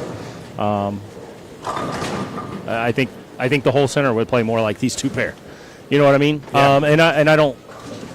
I always think about the integrity of the tournament and all that. So my suggestion was, well, okay, power's out, but the lane machines these days run off batteries. How much charge does the machine have? Yeah. Can we get ahead of the game maybe as an option, totally an option, not even saying this is what we should do. Right. But because it all depends on how long it lasted. Mm-hmm. Luckily, it didn't last that long. They gave them 6 minutes of practice, to my understanding, and no surface adjustments went on, which is honestly probably very close to a decision I would have made. Yeah. But if it did go to 2, hey, at noon when they were talking about looking at what was next, is it an option to, if the machine had enough charge, rerun the lanes, be ready to go when the power does come back on, and everybody just start over? Because we didn't know if scores were coming back. Right. You're only 4 frames in. It's not like it was. You weren't in the middle of game 2 or 3. Right. Exactly. If you have a game that's posted, that has to stand. So, again, just and trying to keep as many people. Oh boy. You have the integrity of the event, but you also want to try and keep your bowlers happy and make it fair. Make it as most fair for possible. And you're never going to make everybody happy, no matter right, what. but you want to be fair, and that's so that's just what you have to do, and that's the unfortunate thing of that. That's like owning a business. There's a lot of stuff behind the scenes that people don't know about, and there's a lot of tough decisions that you have to make. Yeah. And it's just part of being in that position. And the longer the power stayed out here, the tougher her decision was getting. Absolutely. Because it's warming up. There's a lot of variables in play there. But We do have a couple folks on there. 5-game qualifying, seed to 32 or 64. Then best of 3 matches. That's a big field, but that's cool. And then Terry Runyon, we talked about this morning. He loves the Masters format the most. I love the Masters format. I would not want to bowl it every week, like on tour. Right. I love that we do it one time a year. Yeah. It's awesome. And I love variety of formats on tour. I wish we saw more variety. Well, I think you have to on tour because, I mean... Yeah, I mean, you just can't. I wish we had, like, 4 patterns, let's say, and we bowled on those 4 patterns 4 times a year. And it clearly just throwing numbers out. Sure. But let's say, you have 16 events, you have 4 patterns, you have 4 different formats, and you bowl on every pattern and every format. You know what I mean? That'd be kind of neat. And that clearly would be very difficult because you have the majors and stuff that already have, they're going to have their own patterns and formats and whatnot. I mean, by no means do I want to mix those up, but the fact that the TSC is a round-robin match play. The Masters is your top 64 bracket, double elimination. The World Championship kind of fluctuates a little bit. A lot of qualifying based on, and they're on different patterns too. And then I'm going blank. Completely going blank. There's another. Players. The Players was unique for a couple of years with the COVID, to where we were doing. You had basically qualifiers to get in a way from different centers. And you're getting totally different people. I would like to see that. I think you could take that and expand it even more. Do those 5 tournaments throughout the country, because you're going to get a lot of entries that way. You have 5 tournaments across the country. To me, there's no reason I'm going to say if you do it right. I'm not saying the PBA did it wrong by all means. I mean, there's so many stipulations that they have and guidelines that they have to go by on timelines and this. And of course, like I said, it was during COVID, so a lot of restrictions going on there. But if you took those 5 centers, why couldn't you get 200 entries per location? The same number I had in my head was 1,000 bowlers. You know what I mean? So you get 1,000 bowlers. Okay, if you have 200 entries, now you take that. I don't know what the number is. I don't know if you take one and take the top 24 from each center. Okay. So, or top 20. Now you have 100 guys going and now bowling on even more tournaments. Yeah. Obviously, pins have to drop because you were bowling in different centers. But now you take those guys and you bowl for another. Everybody has to get paid something in that top 100 once they make it, right? Because you have, all the expenses and stuff to go to one location now. So everybody has to be guaranteed a certain amount of money. I don't know if it's $2,000 or what that number is. And then now you have a whole nother event, basically. But you have all these entries to get into it. And I think that might be part of what might have hurt them, is because you only took the top 5 from each location. Yeah. And went to Jupiter. But again, you got to think about all the expenses and stuff, and that's where it gets difficult. So on all these different formats, and you've bowled out there long enough, and do you think that there are different formats that favor different players? Absolutely. Yeah. So, you're still going to have, right now, you're going to have EJ, you're going to have Belmo, you're going to have the certain guys that are going to be there. Simo. And have a look at it every week. It's just going to happen. Oh, absolutely. They're the best of the best right now. But if you throw different formats in there, does that close the gap on the field a little bit for some of these guys to have a better chance to run them down? Anytime you do sprints, and I'm thinking like the World Series in the past, where we only bowl 10 games on a animal pattern. Anytime you have that, anybody's in play. Yeah. Anybody can beat anybody on any given day in this game. But if you put, why is Belmo won so many majors? Majors are longer formats, more games. Longer format. You give him enough games, his mindset is, it's hard not to think of him and relate him to like a Tiger Woods. Yeah. Because the thing that Tiger had is not only did he win, how much did he win by? Yeah. he had a different mentality. When he got up, it never stopped. It just kept going and going and going and going. You could never win by enough. You know, I mean, the U.S. Open that I won in 13, I shouldn't have that trophy in my case. But it was in this town right here. Yeah. Belmo led by like 600 pins or something. It's probably over at Wayne. That Woods, is right? hard to do. I don't care who you are, what you're bowling on, leading by 600 pins. And not only that, 3 different centers. Yeah. So that's just, but Belmo just got home. Is 4 months being over here. I couldn't leave my family that long. There's no way. So is Belmo the best that's ever laced them up in your mind? It's hard to argue it. Yeah. You know, it is hard to argue it by all means. And I'm not one that's going to argue a lot of things. But it's, I mean. And there's going to be a place and a time when he's not that person. So I don't know how soon or how far away it is, but who's the next guy in line to be that? I mean, clearly EJ's putting on a pretty good showing right now, but I don't know, the guy that comes to my mind is Simo. Yeah. I mean, he's the youngest one that to ever comes win to a my mind major, right away. youngest to win 2 majors, youngest to win 3 majors. Yeah. I don't even know what his resume is. It's better than mine. Yeah. And he's 26, 7? 26 years old. Yeah. I mean, come on. The guy's... Simo is like a son to me. Love the kid to death. I know a little bit of what he's been through in his life. I remember taking my kids to Bowl State tournament up in the Plano, Richardson area up around Dallas, and Simo's hanging out at the bowl and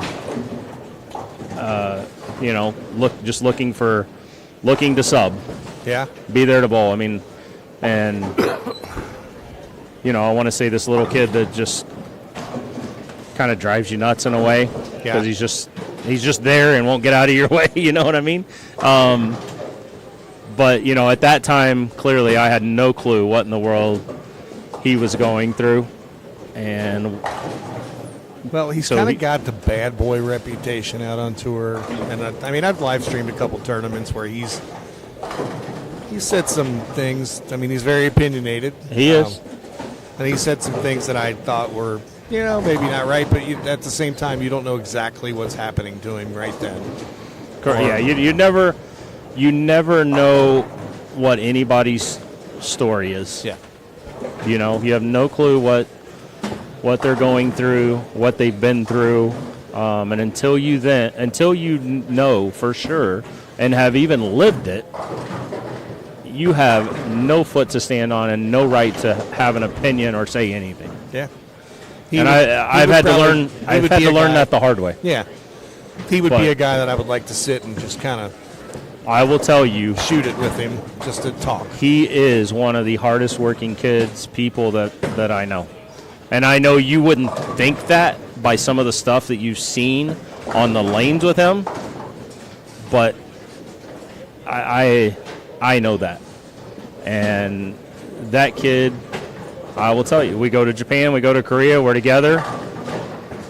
He makes sure I'm taken care of. Yeah.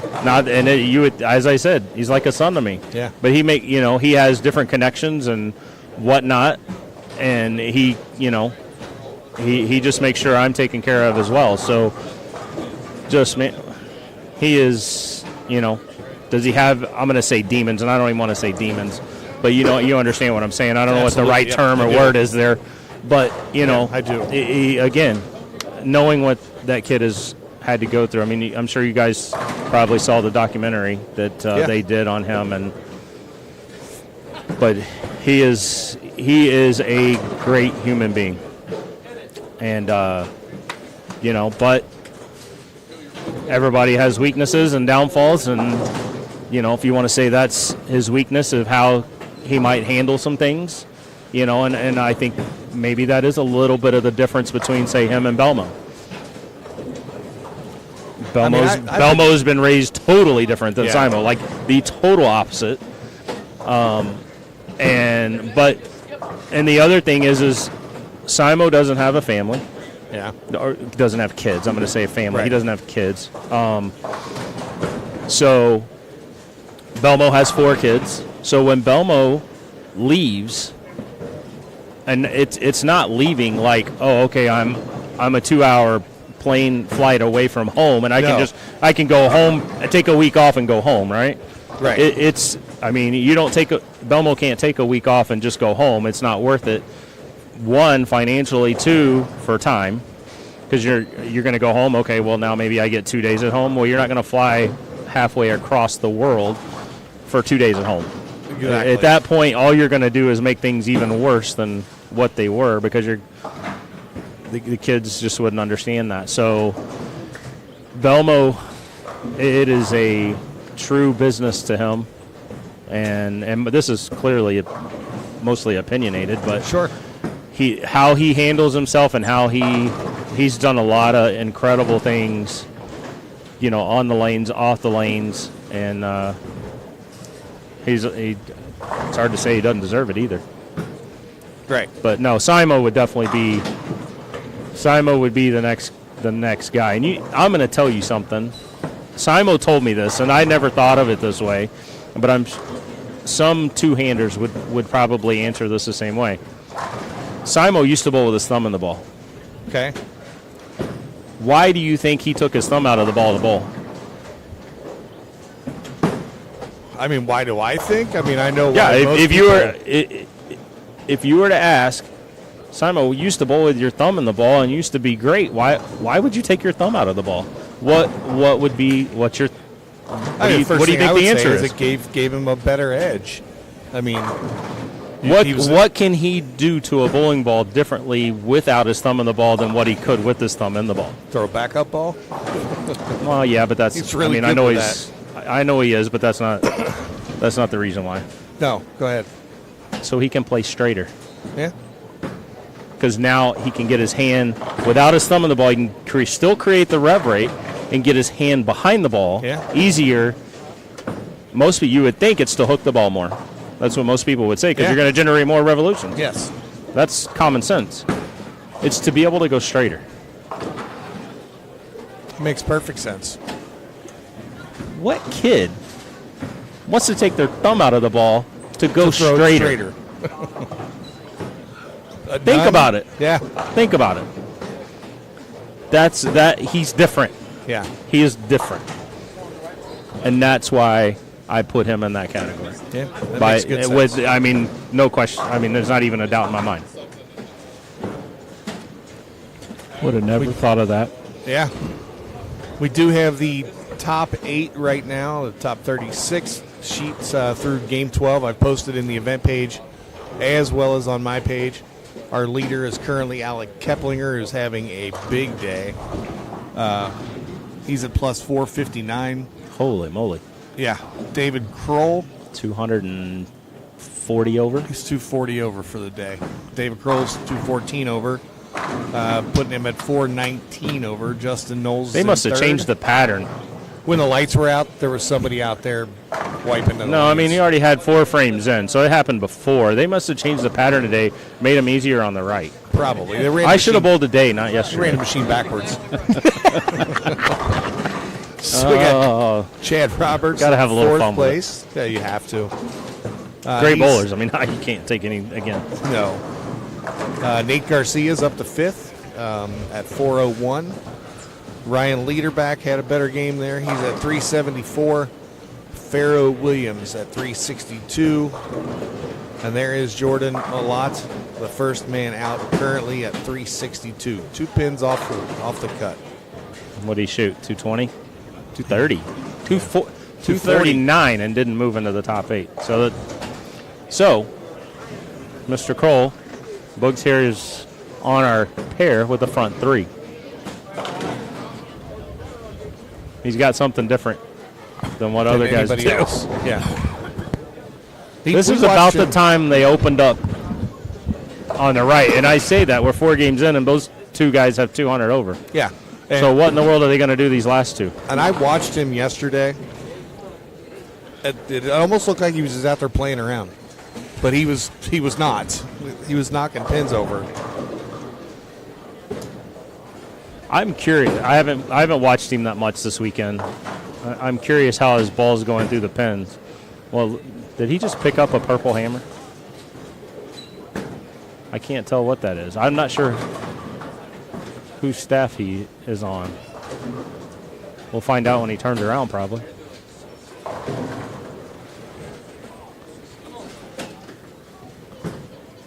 That sure looks like definitely a purple hammer. hammer. Yeah, well, he's got a hammer on his shirt. And a hammer with purple So on the normally, shirt. we talked earlier, he can throw it hard. Yeah. Well, you see how he's playing him. He's taken even urethane, and the same conversation I think we had yesterday, even maybe a little bit this morning, is to try and get it right quick. Talked about Farrow, Yeah. who's had a good week, and so what is he doing with a purple hammer? That same slow roll. Look at the guys that are at the top. Keplinger, same thing. You can't try and get it to check mark on this pattern. It's just not going to go through the pins, and it's not going to give you same thing. Slow roll. Yep.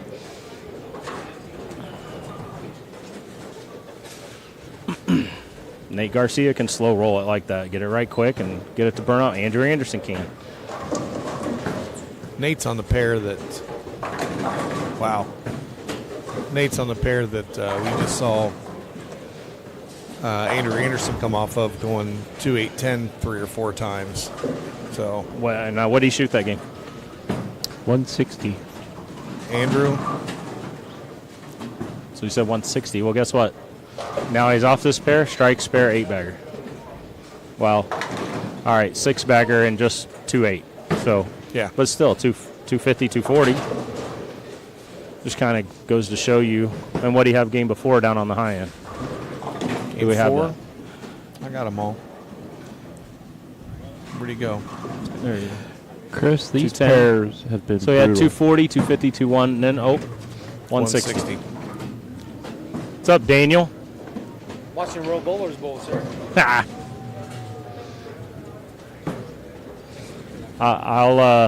appreciate the comment. Well, I'm sorry. Whoops. Forgot he bowled too. I was thinking he just was hoping to say. Well, I said yesterday, I said, You here to watch or you here to bowl? Jordan was struggling a little bit yesterday. I said, right when Wes walked in and got in his ear, Jordan went like 7-7 in like 3. I was like, It was probably the 9-out, and I walk in and it terrified him. So he's like, I better figure this out. I need to start knocking pins over.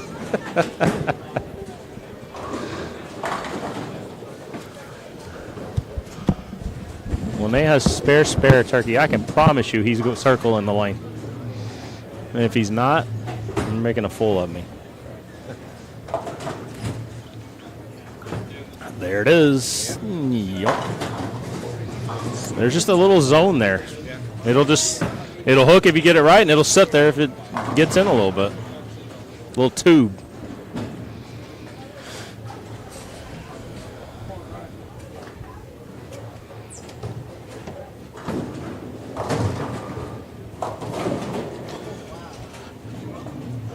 Jimmy Cook is not having fun on this pair. Yeah, well, here we go. Jimmy kind of twirls it a little bit more, and like we said, these two pair are really gonna amplify anything that might be going on, and he's unfortunately seeing that right now. I mean, he missed a little right a while ago, and if it doesn't pick up, like I said, and burn up, it shoots through it, and that's what he missed the head pin right. And then this one, I'm guessing he didn't quite get there, and it goes sideways.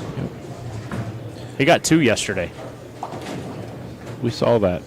Right behind him, right after it, Mason Brantley got 2. Yes. So if it doesn't pick up, and I'll tell you, if you can get it to pick up in the right spot, you feel like you have the entire lane. But if you don't, they can get.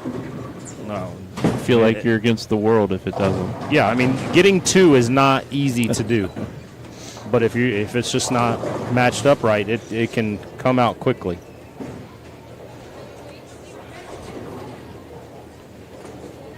We need to start picking better pairs to sit behind. We did the Ohio Masters last year, and same thing happened. It just the pairs just blew up. Oh, good shot.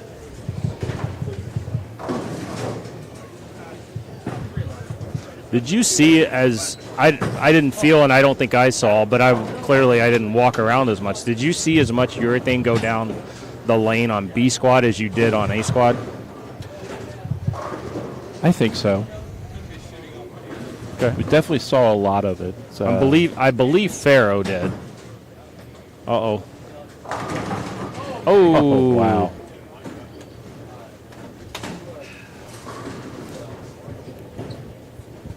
There's that spot, though. Again, he got it in a little bit. And if you get it in and miss it a little bit, it can get long quickly. But that's the nice thing about the urethane. Because it's got enough surface on it, it'll still pick that up, I believe, and it'll blend it out. If that was reactive, it probably wouldn't have got the 10 out. Been too far behind the headband.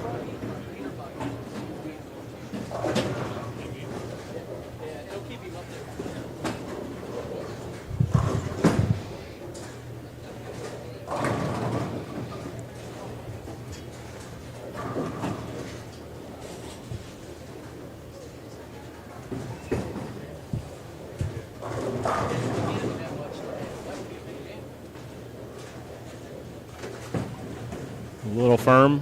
Yeah, that was firm off the hand for Nate Garcia there on the. Well, actually, dead lined up on it there.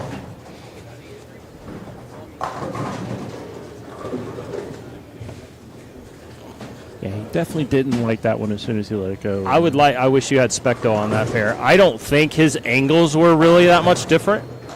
It was a little firm, and it made it look like his angles were different. Because it just didn't slow down. Yeah, I've tried talking Todd into getting the mobile Specto, but he's just not having any part of it yet. That's not. I want Specto at our center so I can do some coaching and use it for educational, and it's not easy just to write a $15,000-$20,000 check. No, it's not. And I see two of them out here on the lanes actually here, so. Maybe you should set up on 21 and 22 next year, and you can use it. You know what? It looks like you can go 21 Didn't even pay attention all the to way that. down to 32. Because it should be 12 lanes. I think each one will cover 6 pair or 6 lanes. 3 pair. Well, we'll have to look into that for next year.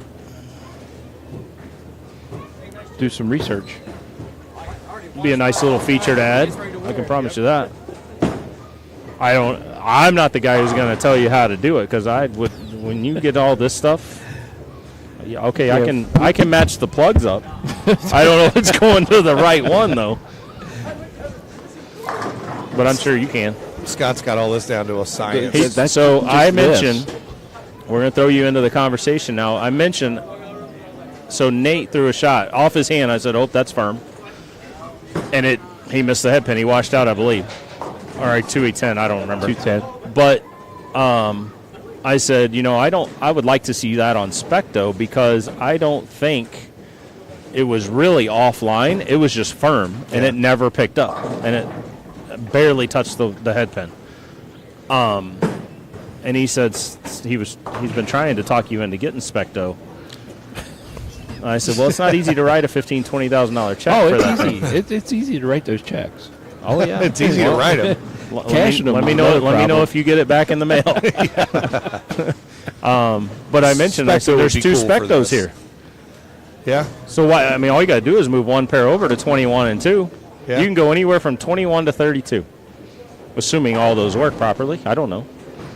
Specto would be cool to have for these. So that would be cool to add on here. I know it's added a lot to our TV shows to have the Specto on. I like looking at that, seeing the adds more to ball talk speed about coming off of the hand. I mean, I know it's measures ball speed a little different than what it does here. It measures at the front of the lane instead of the back of the lane, and I think there's only one center close to home that has Specto, and it's a little small center up in Oxford, Ohio. I'm not sure where else any closer has it. I've not heard of it.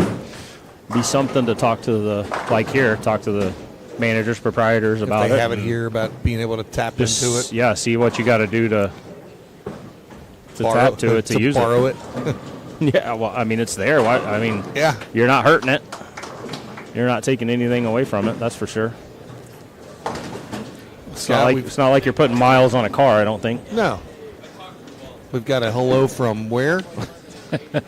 Louisville. Hey, Richie, how are you doing today? My wife. Is it Louisville? Oh, Am I going to get scolded for saying? Is it Illinois? Yeah. My wife used to live in Louisville, and she's very particular when we announce it. So Scott and I've heard. What's funny is in Texas, the center where we had the shop, the Sue Berry's actually from Illinois. So I've heard about Illinois for years. Yeah. No, the S is silent. Ricky Bush. It's a little closer, Oh, boy. but behind the headband. still a little late, a little long. Wrestling nerd. You probably know who the wrestling nerd is, Wes. The what? The wrestling nerd. The wrestling nerd. No, I don't. I heard you say a while ago that if you click this link that you put up, it would tell you who you're talking to. Well, now that's YouTube. That's YouTube, though. That's Chris Hester. Do you know Chris Hester? I definitely know that name. I probably know exactly who it is. I know. Yes, I'm. Little Lefty from down in Louisville, one of the I know who that nicest is. dudes in the world. Yeah.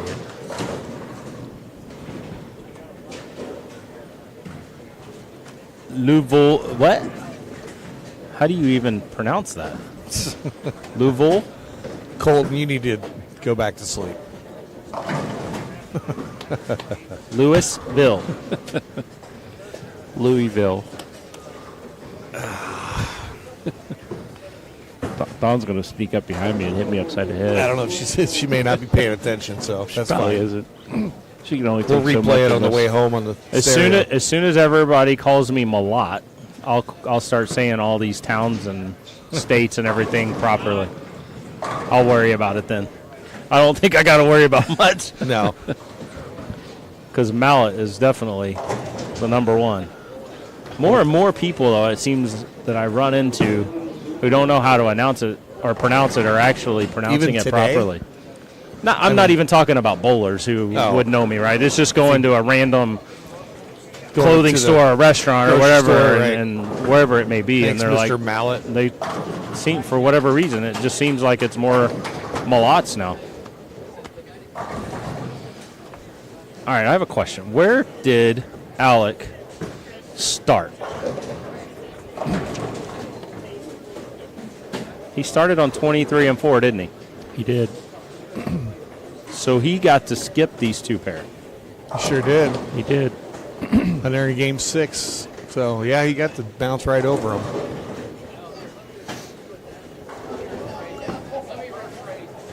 Whoa. Yeah. That one was right. Got a little loose on that one. That was definitely right.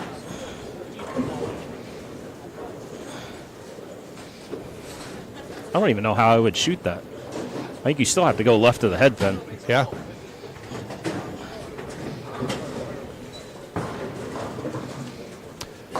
Can't say I've ever seen that left before.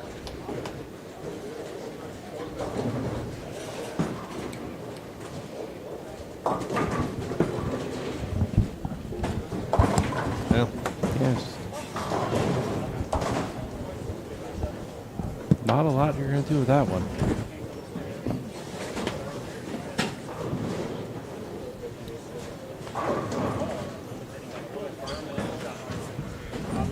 While you were gone, I was telling Wes, we need to start picking better pairs. Sit behind. Yeah.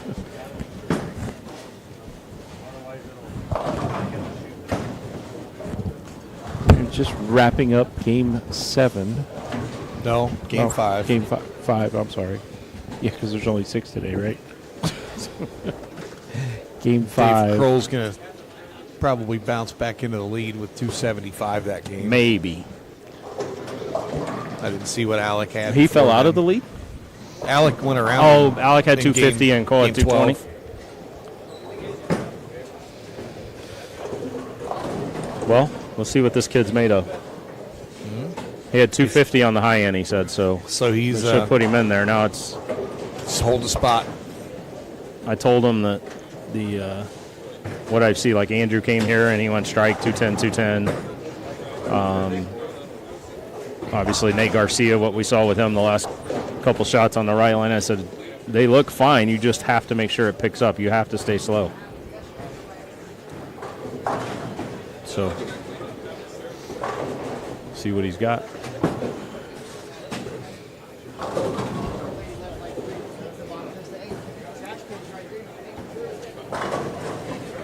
And this is the group that actually bowls on both of these pairs because they started here. Yeah. Pretty good shot right there. I'd like to see him get a little farther right and a little slower, but we'll see what he does. I don't want to let him feel it out first few frames.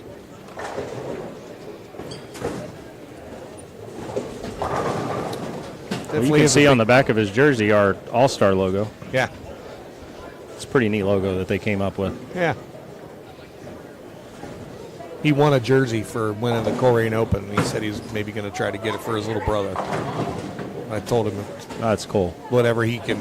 That's the first I've heard of that. Yeah. Because he couldn't wear it because of the Cool Wick, and he said, "Can I order it for my little brother?" And I said, "Absolutely, whatever you want to use it for." That's cool. He's talking about Graham, I'm sure. Yeah. That's cool. That would make his day. I don't know if they're watching right now. Sarah's probably might be watching, but I don't know. She's doing stuff with the kiddos today, so I'm not sure if she is or not. But it was supposed to be a surprise, Todd. Way to go. Way to go. I don't know. For all I know, they might have it. I doubt they have it up on the TV because Jordan just got here, and she doesn't know what pairs he's crossing on and when he's going to be on or anything like that. So, but yeah, no, that's cool that he thought of him, and he knows how much that'll mean to him. Well, I saw the Cool Wick. I knew you were Cool Wick, so I asked him. I said, "Are you on Cool Wick's staff?" And he said, "I probably need to always wear Cool Wick because my dad would be mad at me." Well, there's the firm one. Oh, there it is. That was just looked like a bad shot. It's like he kind of just totally just fanned it. He didn't get it.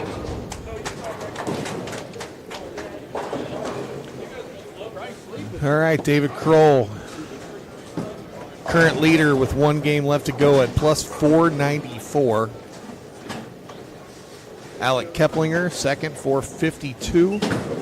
Justin Knowles is in third at plus 450. Nate Garcia is in fourth, plus 431.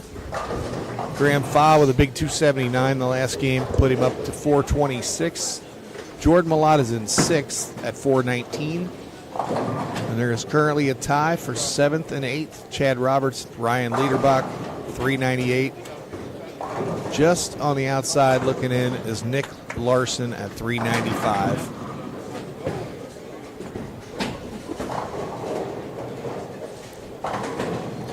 This is going to be a huge game. Yep.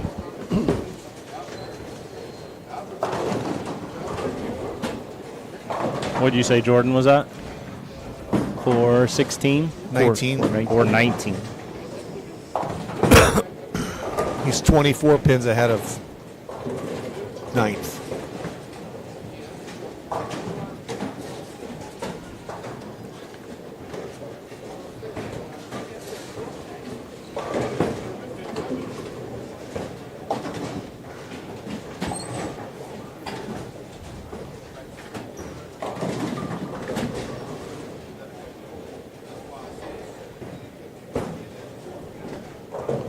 Big shot to get back on the strikes here for him.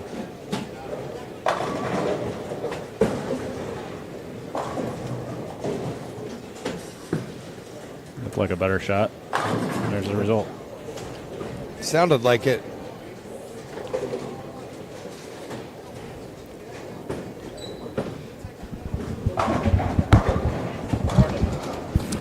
All right, we're just starting Game 6, which is the final game of qualifying here in the Cashers round. Be a short break after this and go into the modified step ladder format. Yeah, and you're going to want to tell everybody to jump back in and stay tuned if you go to the YouTube page. Boy, Zach likes to hook them too, doesn't he? Zach Wilkins. I think you just told everybody that. Yeah. Yeah, we will be stopping the stream at the end of this game and starting it back up because we'll have to move all of our equipment down to the left a little bit. But let's give us a few minutes after that and we'll be back with all the action for the finals.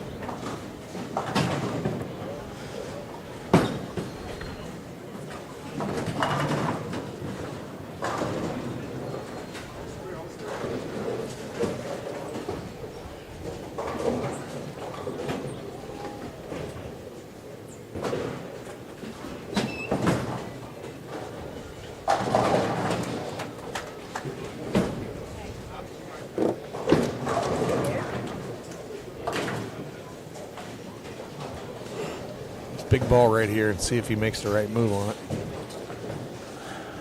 He said he just needs to move right. I think he just needs to get it in the lane more. But we'll see. He's the one throwing the ball. He's the one who physically knows how he felt. It's a better shot. That was For very sure. good off his hand. It's like I told him earlier. Working with him is, I mean, he's at a point now he's got to figure it out on his own. I mean, Yeah. one, I'm not going to be there all the time, but two, for him to learn and be better, I mean, he's got to make decisions and learn a lot of stuff on his own. But this morning I told him, I was like, hey, you know, I think there's a little tube to the right. You can probably move right. And he did it. And I told him, I said, I just wanted you to look at it. I said, you got to make the decision whether that's where you want to play. I didn't want to be like, hey, I told you to play here, and then if you bowl bad because you went over here, Right.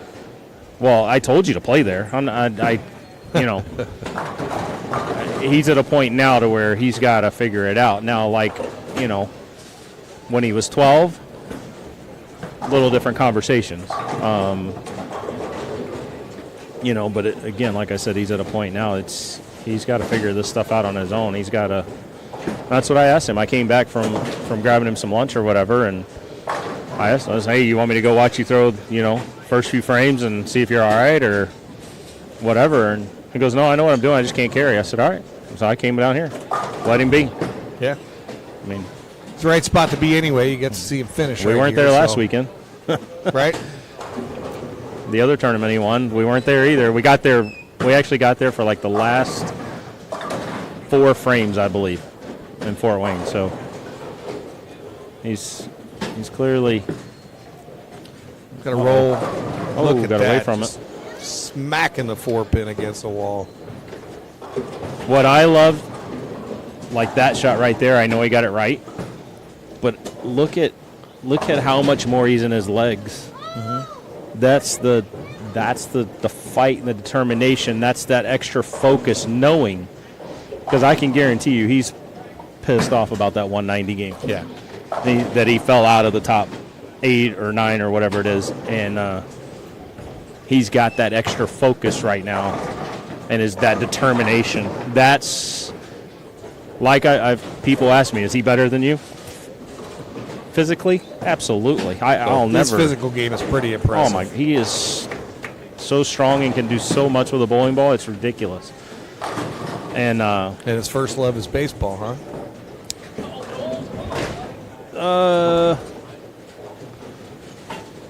that's a toss-up, I think. I think it all depends on the season of the year.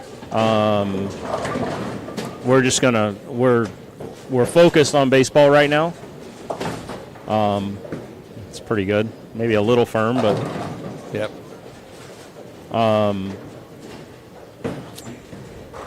he's focusing on baseball in college because here's the thing. If you close the door on baseball now, door's closed forever. Yeah.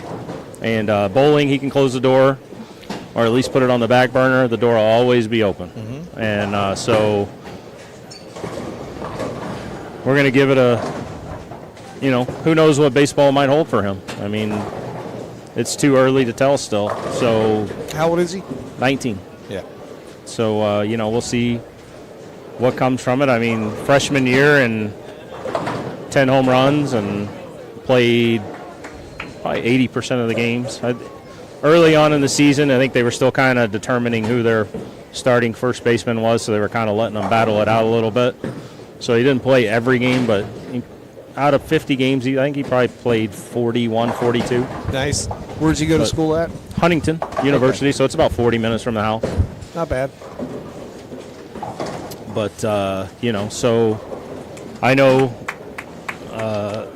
some of his teammates, they talk and are like, 10 home runs freshman year. Nothing you can shake a stick at. So, I mean, I think he was third on the team, and they had some pretty good players. Yeah. It's so again, who knows? I mean, I love watching him do both, so it doesn't really push. Get it? Oh yeah. Sorry, a little bias cheering on my son. Always want to see him do well. There's nothing. Like Somebody I said, asked me to pick a winner before we started. I won't say. they wanted you to pick a winner. Yeah. Oof. Before we started today. I picked the lefty and a righty. I said I got two people.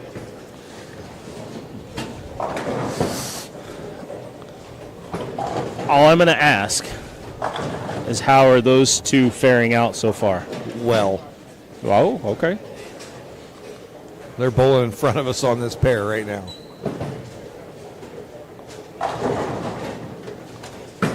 Trying to figure out who your lefty is. All right, is it Knowles or Fa? Knowles.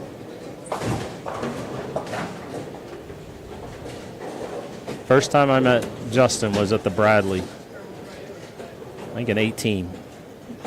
They were the first time I ever bowled it. And, Is that the year they were? Yeah, it was They were the- open. I don't know what you're talking about. Then you have like 43 300s in that year. I had 3, I think. and everybody's like, man, I was like, okay, yeah, they're slick, but I was playing out to the right, and I was like, just gotta roll it.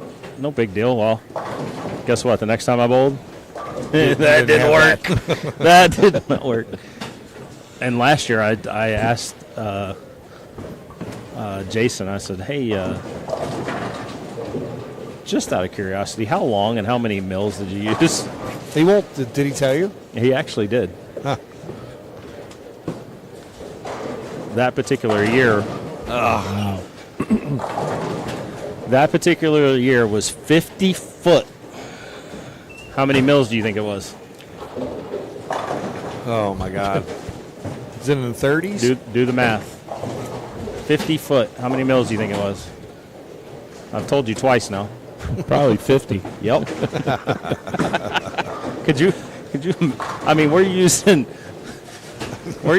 had to go to Home Depot and buy 80 grit Yeah. because Aberlon doesn't go that low.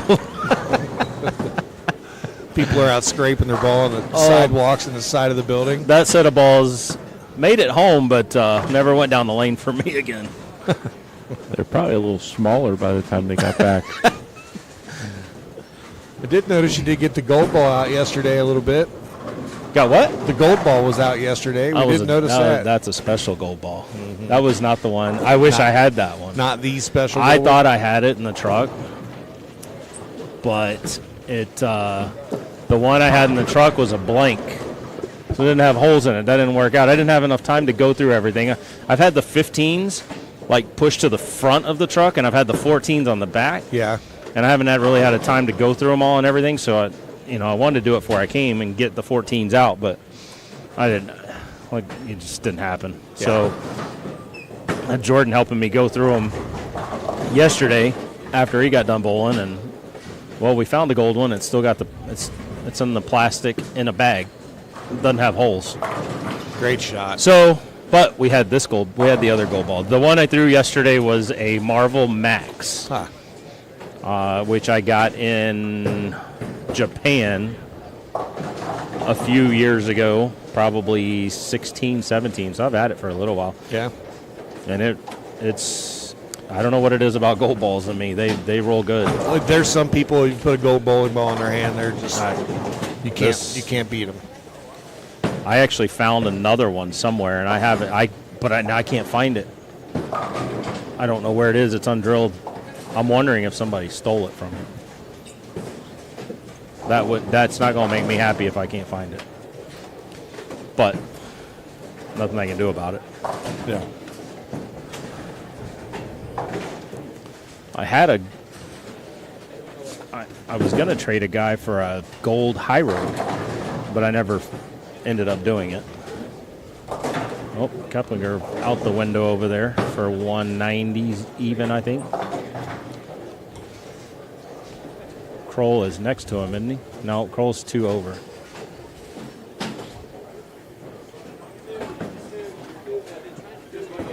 Kroll might be 3 over. No, he's 2 over. Kroll's on 25-26. Jordan's missing a very important pin in the rack. I want to see if he's going to shoot it. I was going to yell, but I can't yell into the microphone.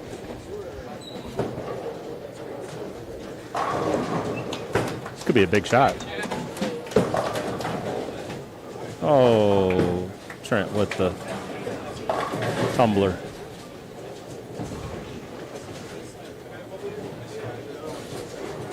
Justin's good, isn't he? 2-0. Oh, I think he's solid. He was in third, so. Gotcha. Hi, Dustin.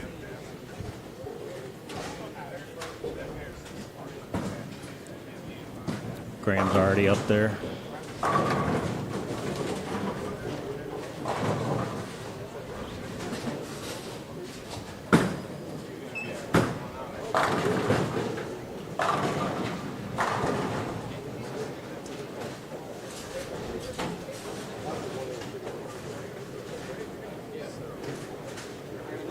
My move would be move one and just make sure I roll it.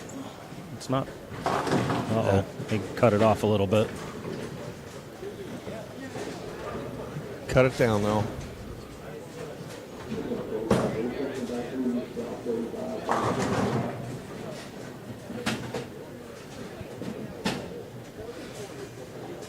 Looks like it went through a little transition there at the end of the game.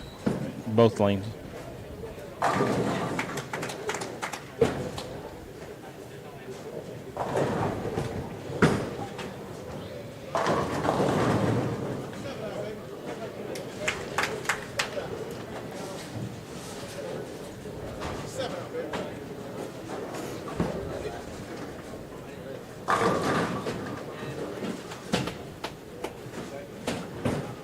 Farthest left I've seen get them all. Farthest right I've seen a lefty play, actually. Oh, Graham doesn't mind getting way in there. Oh, no, he never.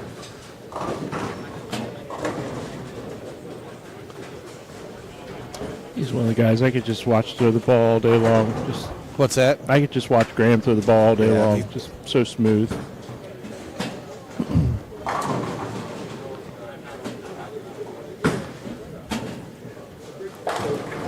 Green pen.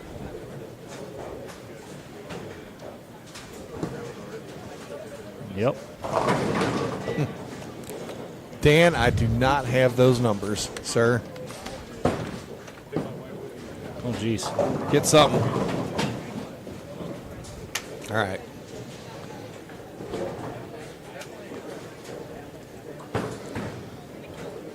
Oh. 205, 206, 206.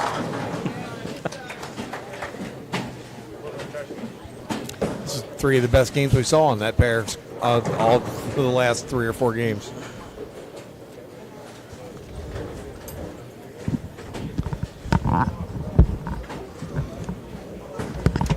We got to start moving.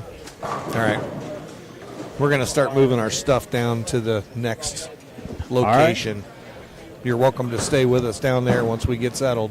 Well, you want we'll to. see what happens. Yep. If not, I'm going to tell you, we're probably going to get out of here. I'm going to probably, Oh, I'm sure he's going to make it. So well, I hope. I Yeah. mean, he was only in by 20, so it's.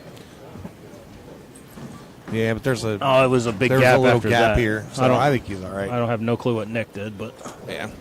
All right. so anyhow, hopefully, we'll see you down there. All right.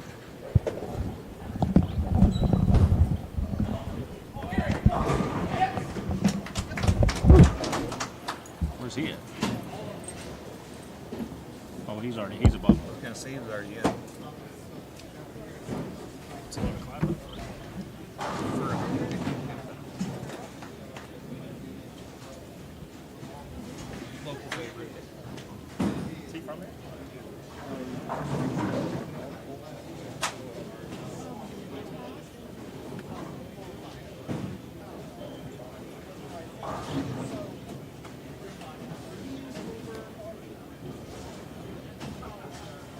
Jordan, you want some chicken?